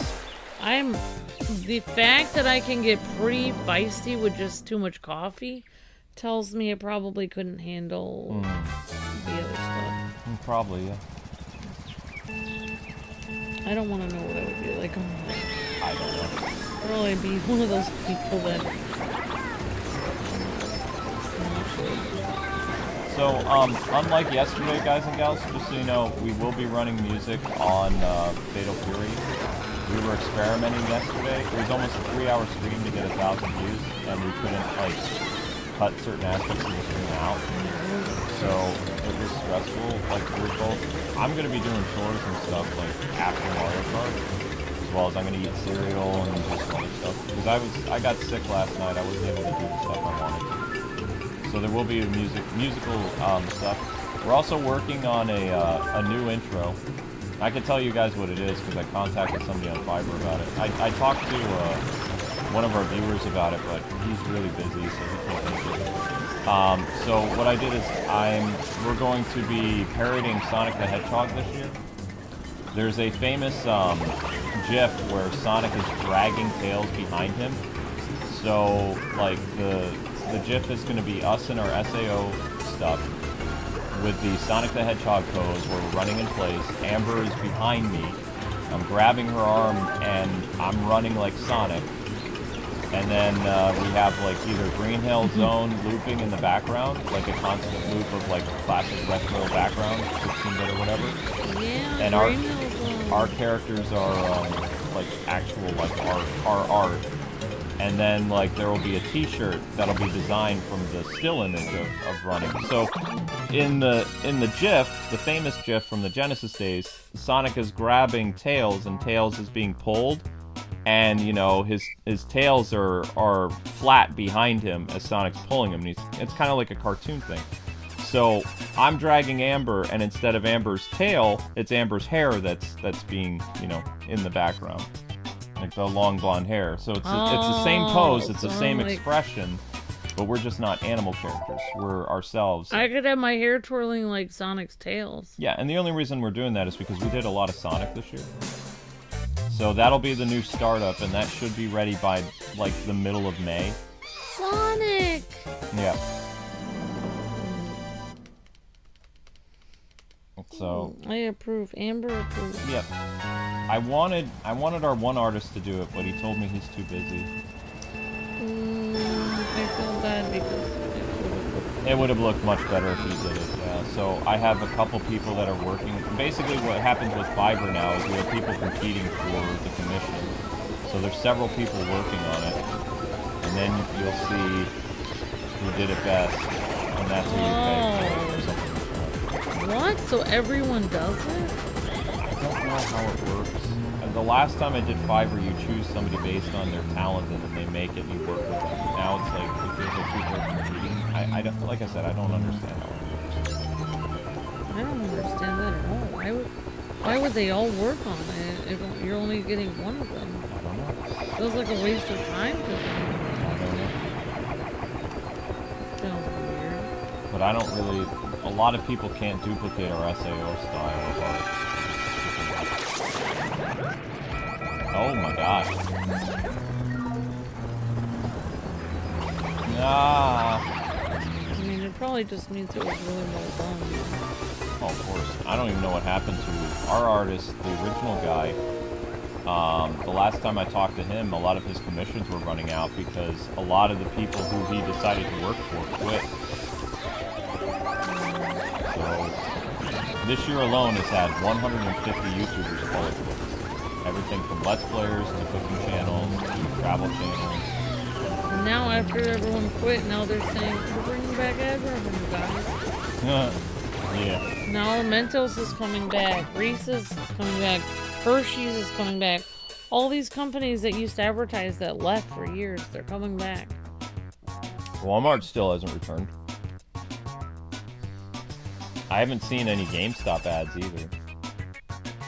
Yeah, that would be an ideal commercial. Well, I mean, what Travis did is he always did ad sales for us based on, you know, he was like, hey, this is a channel that does superhero games. This is a channel that does video games. We had the peak of video game ads on this channel for indie and all this other stuff was between 2012 through like 2019, 2018. People always ask, like, why is the income so low on YouTube? It's like the ad companies left. Ad companies left, yeah.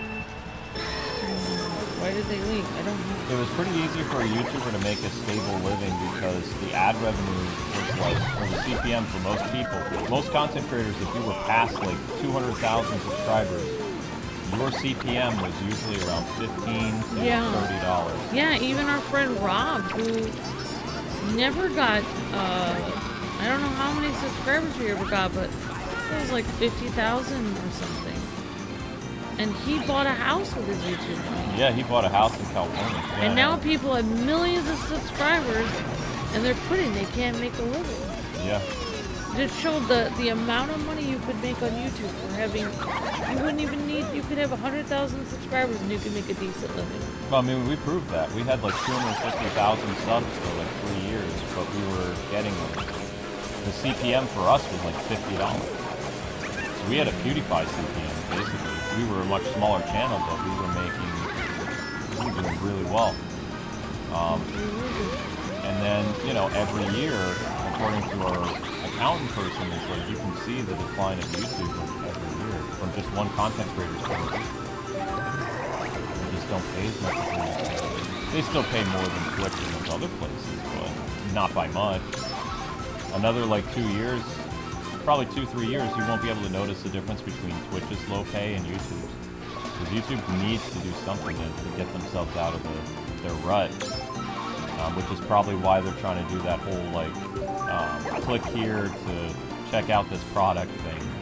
Which, personally, I don't think those ever work. Like, you have to have really dedicated viewers to to do that kind of stuff, and as people do that kind of stuff too, I mean, it also limits their funds like super chat and do all this other stuff. Yeah, also I thought that was part of what the FTC didn't want, was people trying to exploit younger audiences to get them to buy things. It really feels like the people at YouTube right now don't even remember what the FTC told them not to do. That was the very reason why that you weren't supposed. That was the whole thing why they didn't want younger audiences, because you weren't supposed to exploit them.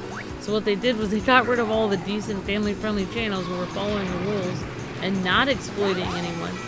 Then they lied and said they were exploiting children. Then they got rid of them, and now with the people that are left, they're exploiting children, which is exactly what they weren't supposed to do. It's crazy. You see how I said this is all about luck, though? Like, I got pummeled so much at the end, but thankfully the guys next to me also got pummeled, so I just barely pulled it off.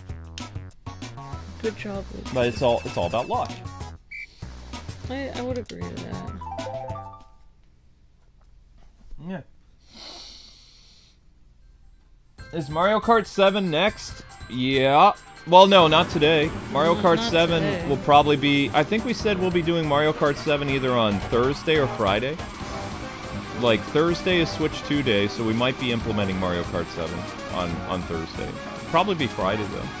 Because what I'm doing is I'm going through first player, and then Amber said, she was like, I'm going to play 2. It's like, yeah, so Amber and I are going to do co-op in this. We're going to milk this, because we have to. We don't have...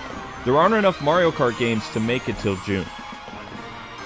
We're going to have to find ways of, like, making some of the Mario Kart showcases last at least a week or 4 or 5 days. This is the third stream of... Wait, is this the third or second stream of Mario Kart Week? This is third stream of Mario Kart Week. So there will probably be maybe 5 streams of Mario Kart Wii. Maybe.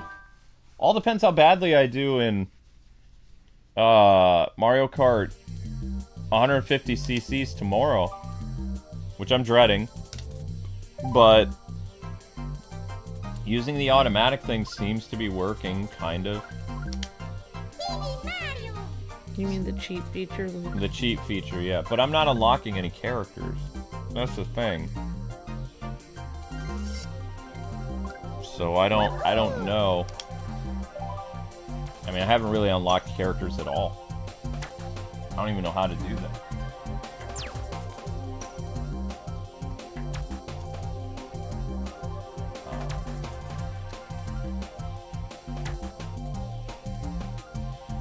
Mario Kart is 60% luck, 40% skill. Yeah, I agree with that, Misty, and 100%.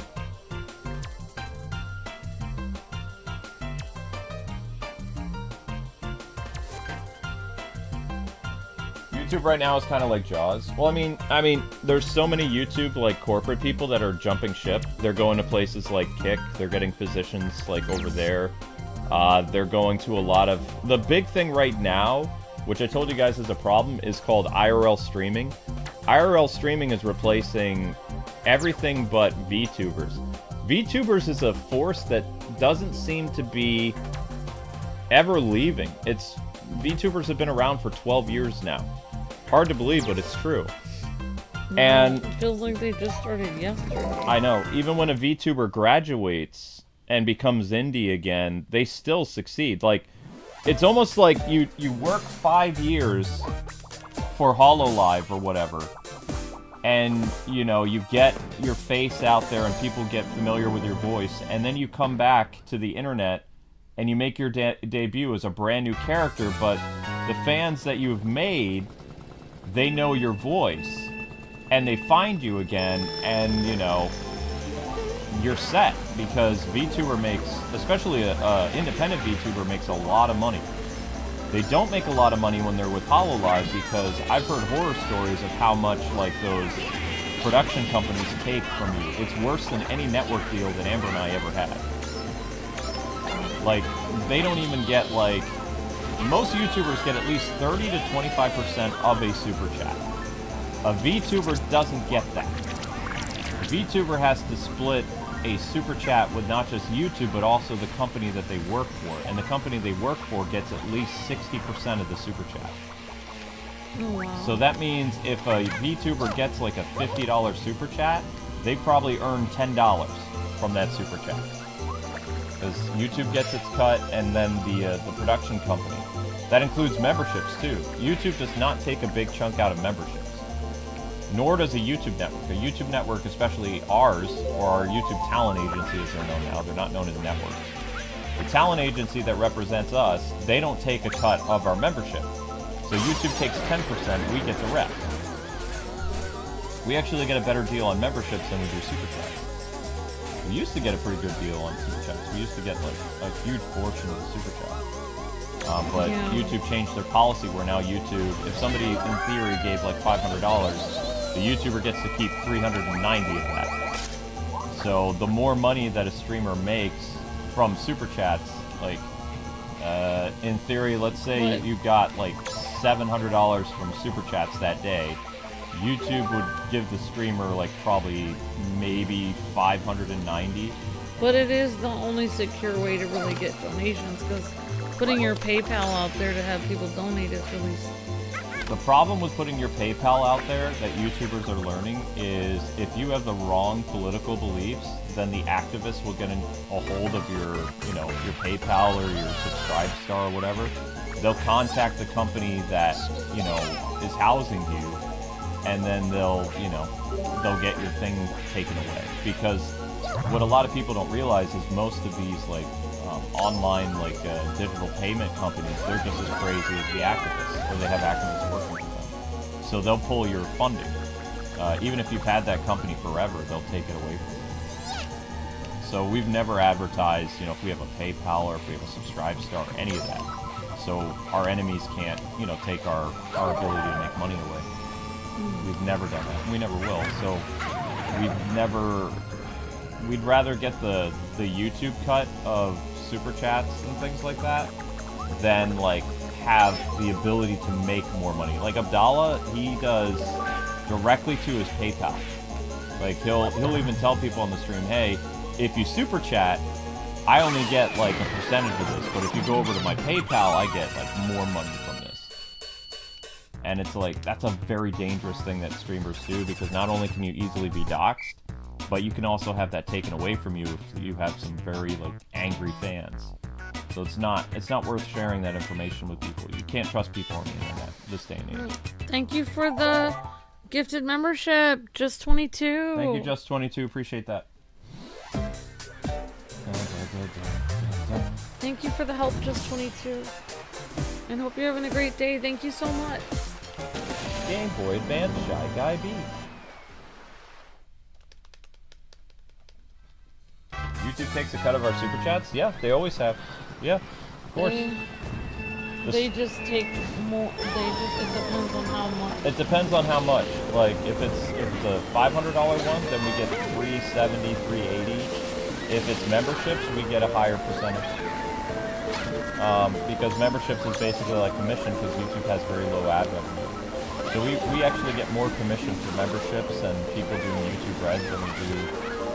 Super chats are very important though, because like I said, most of our streams we've been operating at a loss the past 3 months on YouTube because of how badly streams have done. So we're earning less and less money every month because we have several streams that don't hit 1,000 during the stream, which is bad. And unfortunately, they're not going to change. But that's how bad the channel has gotten. It's hard for us to get 1,000 per stream. And if we don't, then, like I told you guys, we get penalized. Because then YouTube's like, oh, okay, well, this channel no longer gets 1,000 views during the live stream, so we're just going to go focus our energy on another stream that's live, another channel.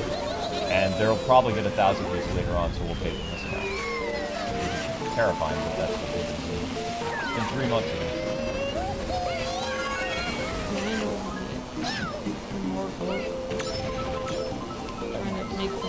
But a lot of that has to do with there's not enough new releases. Thank you. But speaking of help, thank you, Just 22, for the gifted membership. That helps out tremendously. Thank you so much for your help. Yeah, no problem. Just have to do this again. Yep. There's no recovering from this.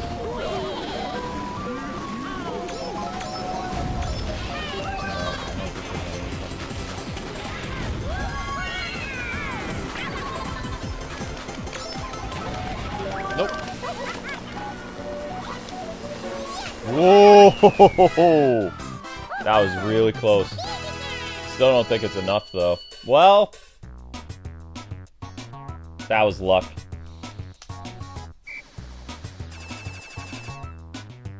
Yeah, YouTube is a company, of course. I mean, a lot of people think that YouTube just lets YouTubers make money. No, of course not. Like, most YouTubers' channels in the early days, YouTube, when they put the estimated earnings of a channel, like, how do I put this? Let's go back in time. That's the easiest way to explain this. So, I'm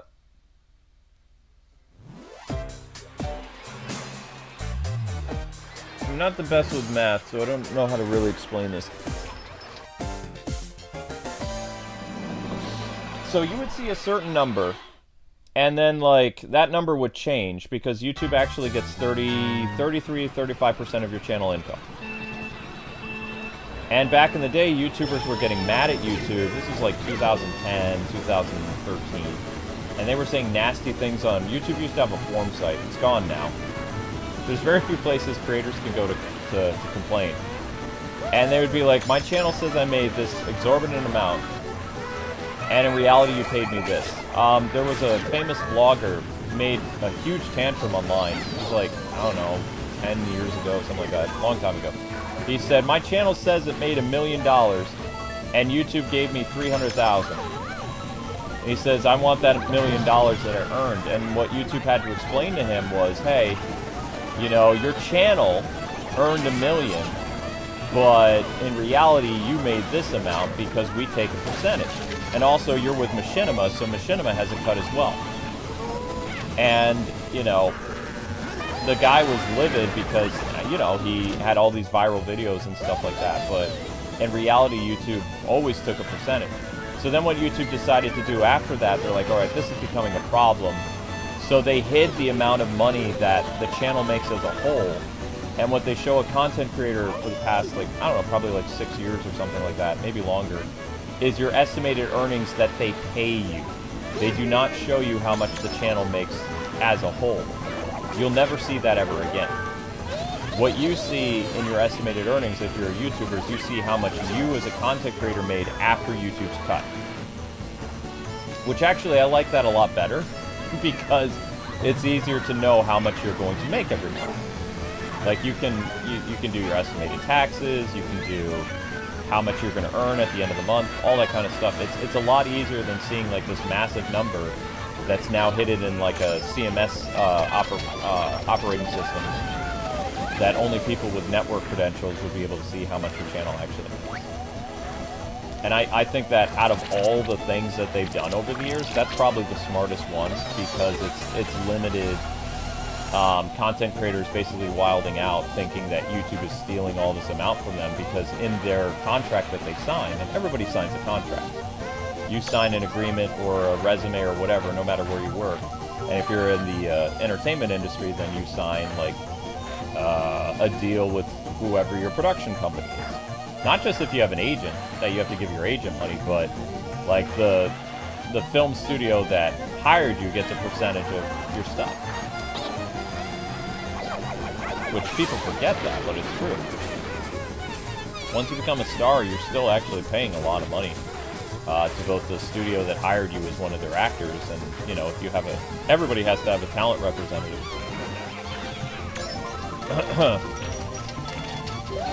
So.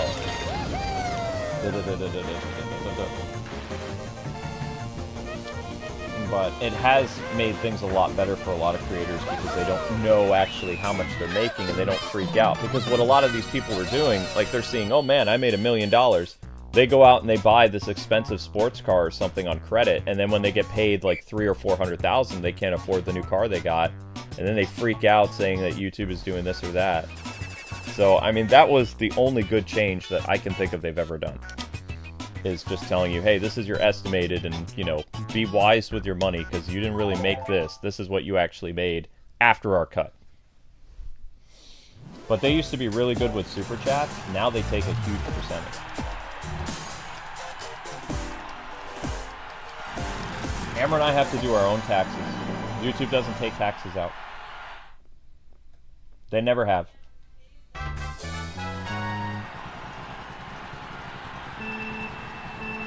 We don't do, we use, I can't tell you the company because people will get personal information, but we use a company that that does our taxes.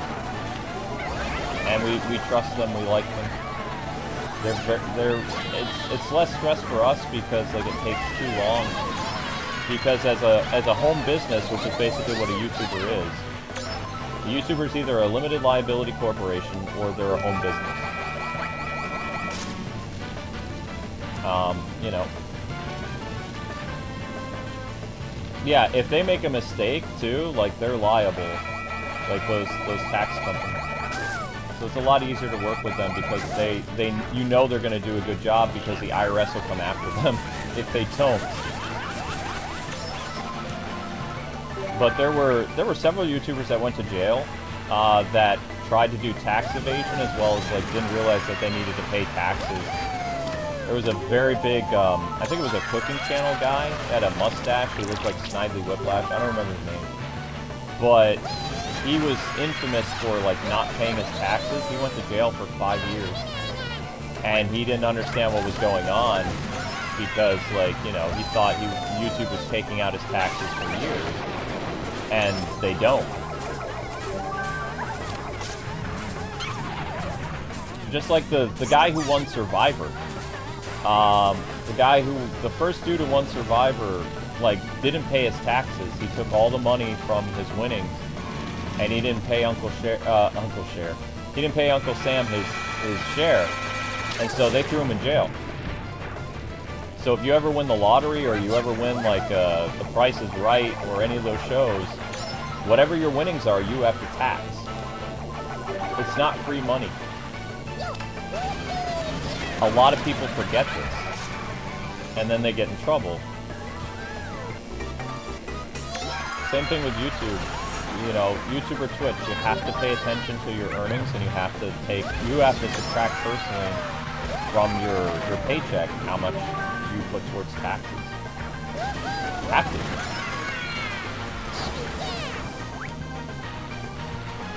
to. It's a very different type of job. It's a subcontractor position. And that's exactly what a lot of Hollywood is, unless you're a union. There's no YouTube union. It'd be interesting to see how they would do that, because I don't think a union would work on YouTube, because every content creator makes a different amount of money based on what they do. Like, if everybody was paid the same, like through a union, I think YouTubers would get very upset, because it wouldn't work very well.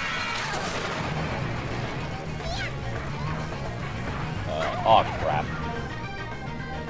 Well, that's it. I think we have to do this again. See what I mean? It's a little bit of skill and a lot of luck. Ooh! Wowzers. Wowzers. Just made it.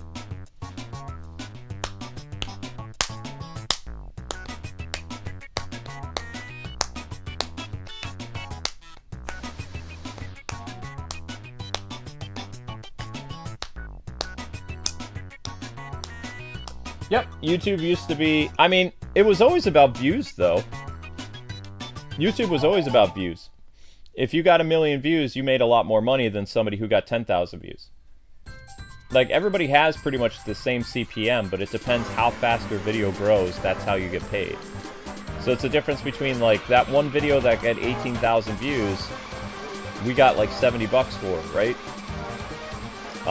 Then we did a video that got 4,000 views. We made $15.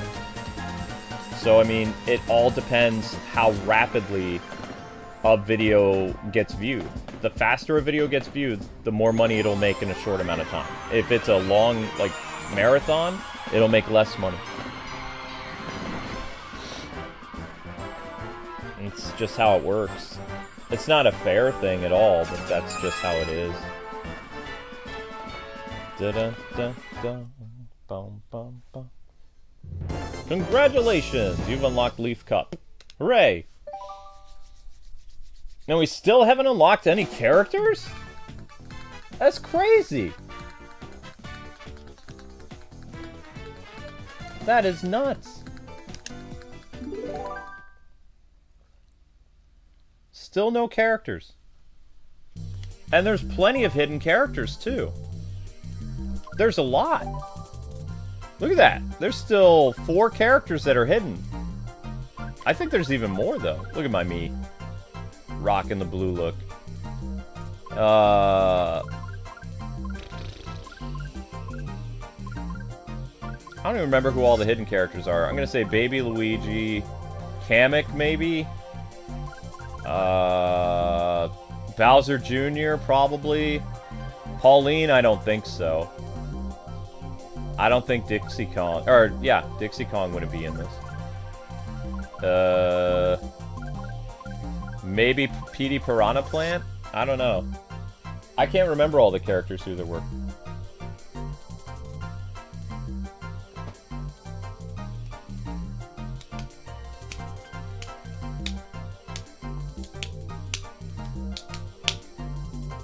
The Mii's voice cracks you up, yeah.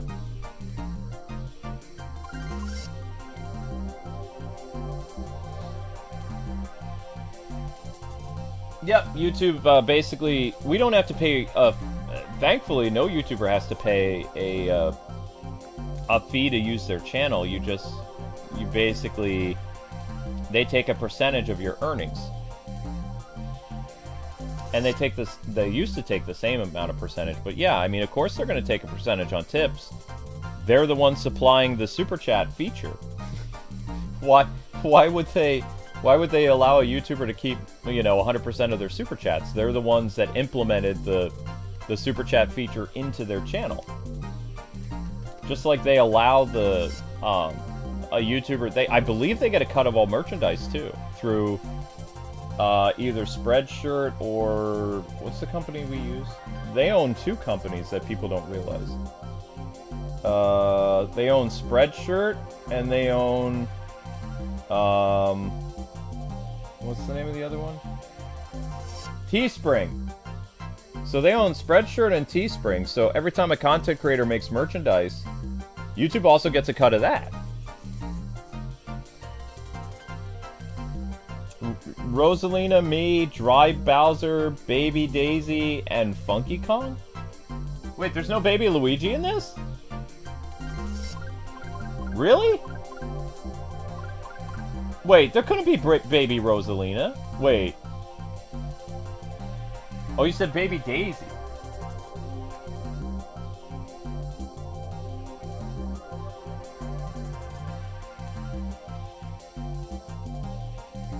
If you have Super Mario Galaxy stuff, you automatically unlock Rosalina. Oh.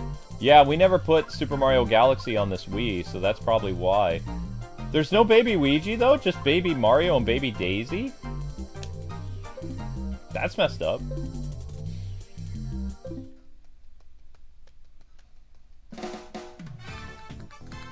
How is YouTube on Teespring and Spreadshirt? I don't know. You have to understand that YouTube owns a lot of corporations. It's not just the video side of things. How do you think creators get a deal on Teespring and Spreadshirt? It'd be very expensive for Amber and I to operate that merchandise store. They get a percentage of the earnings, just like Spreadshirt gets and Teespring get a percentage. YouTubers are basically all commission-based, if you really think about it. That's what the job is.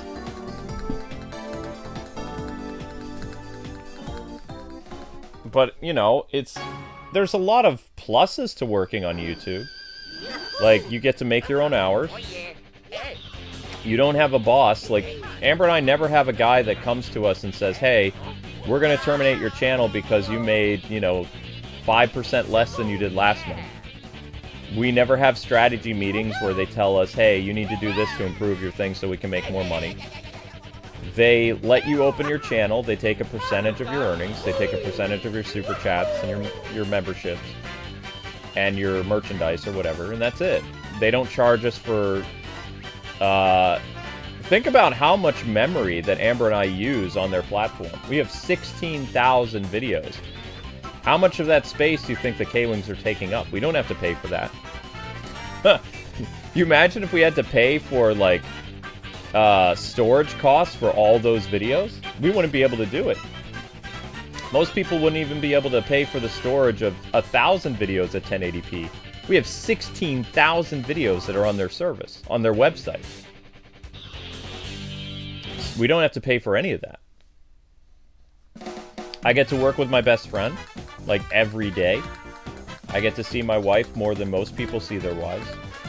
Most husband and wives, they work separate jobs where they, you know, they both go to a different place. Sometimes they carpool together. Sometimes they take different...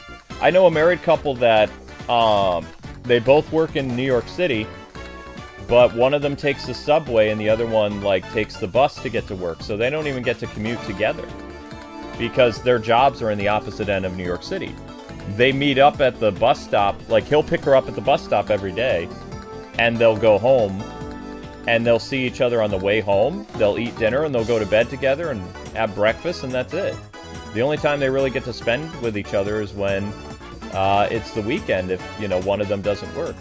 And one of them is a doctor, so they're on call all the time, you know? Amber and I have a very unique marriage where we see each other every day. More hours than I can count. And I'm very thankful for that because, you know, I love my wife very much. I don't know why the internet likes to think because Amber and I are YouTubers, that means that our relationship isn't real. Our relationship is more real than our YouTube channel. Our YouTube channel, sometimes, you know, we act a certain way, or, you know, we might be grumpy one day or whatever, but, you know, we really do love each other a lot. We're going on, this June will be 19 years together. 19 years of marriage. I don't know how many years we've known each other. That I lose track of. I know it's over 20 years, but that's the benefits. So if you look at all the pros, it outweighs the cons. We are making less every year, that's true. We are struggling with our employer, we're struggling with our channel every day, but there are a lot of nice benefits of being able to, you know, make your own hours, work with your best friend, showcase the products that you want. I mean, every day it's a guessing game what people are going to watch. I mean, that's hard. It didn't used to be that hard. But, I mean, there's still a lot of, you know, we have little meetings about what games we're going to play and things like that, and what we think is going to work, and when things don't work, we try something else. So, I mean, there's a lot of freedom that this job offers, but there is also a lot of headaches. So it's, I don't know, it's kind of like 50-50. You know what I mean? But anyway, I'm going to go do chores. Thank you guys for watching Mario Kart. The stream got 1,000 views, so there will be another episode tomorrow. We'll be finishing up 100 cc's of the retro courses, and we're going to attempt 150 cc's. If I get bodied, then Amber and I are going to play 50 cc's co-op, and then we're going to play 100 cc's co-op as a stream, and then we're going to battle. And then that will conclude Mario Kart Wii probably by Saturday, and then on Sunday will be Mario Kart 7. That's the plan. So, see you guys on the Terry thingy, the what do you call it? The Fatal Fury thing. Fatal Fury starts next. So head on over there, and there will be a mystery stream tonight. So, what am I going to play? I don't know. That's why it's a mystery. It's a mystery to me. I got time to think about it. You guys can always help by watching the shorts, and we're going to get the music running for Fatal Fury. God bless, happy gaming. See you in a bit.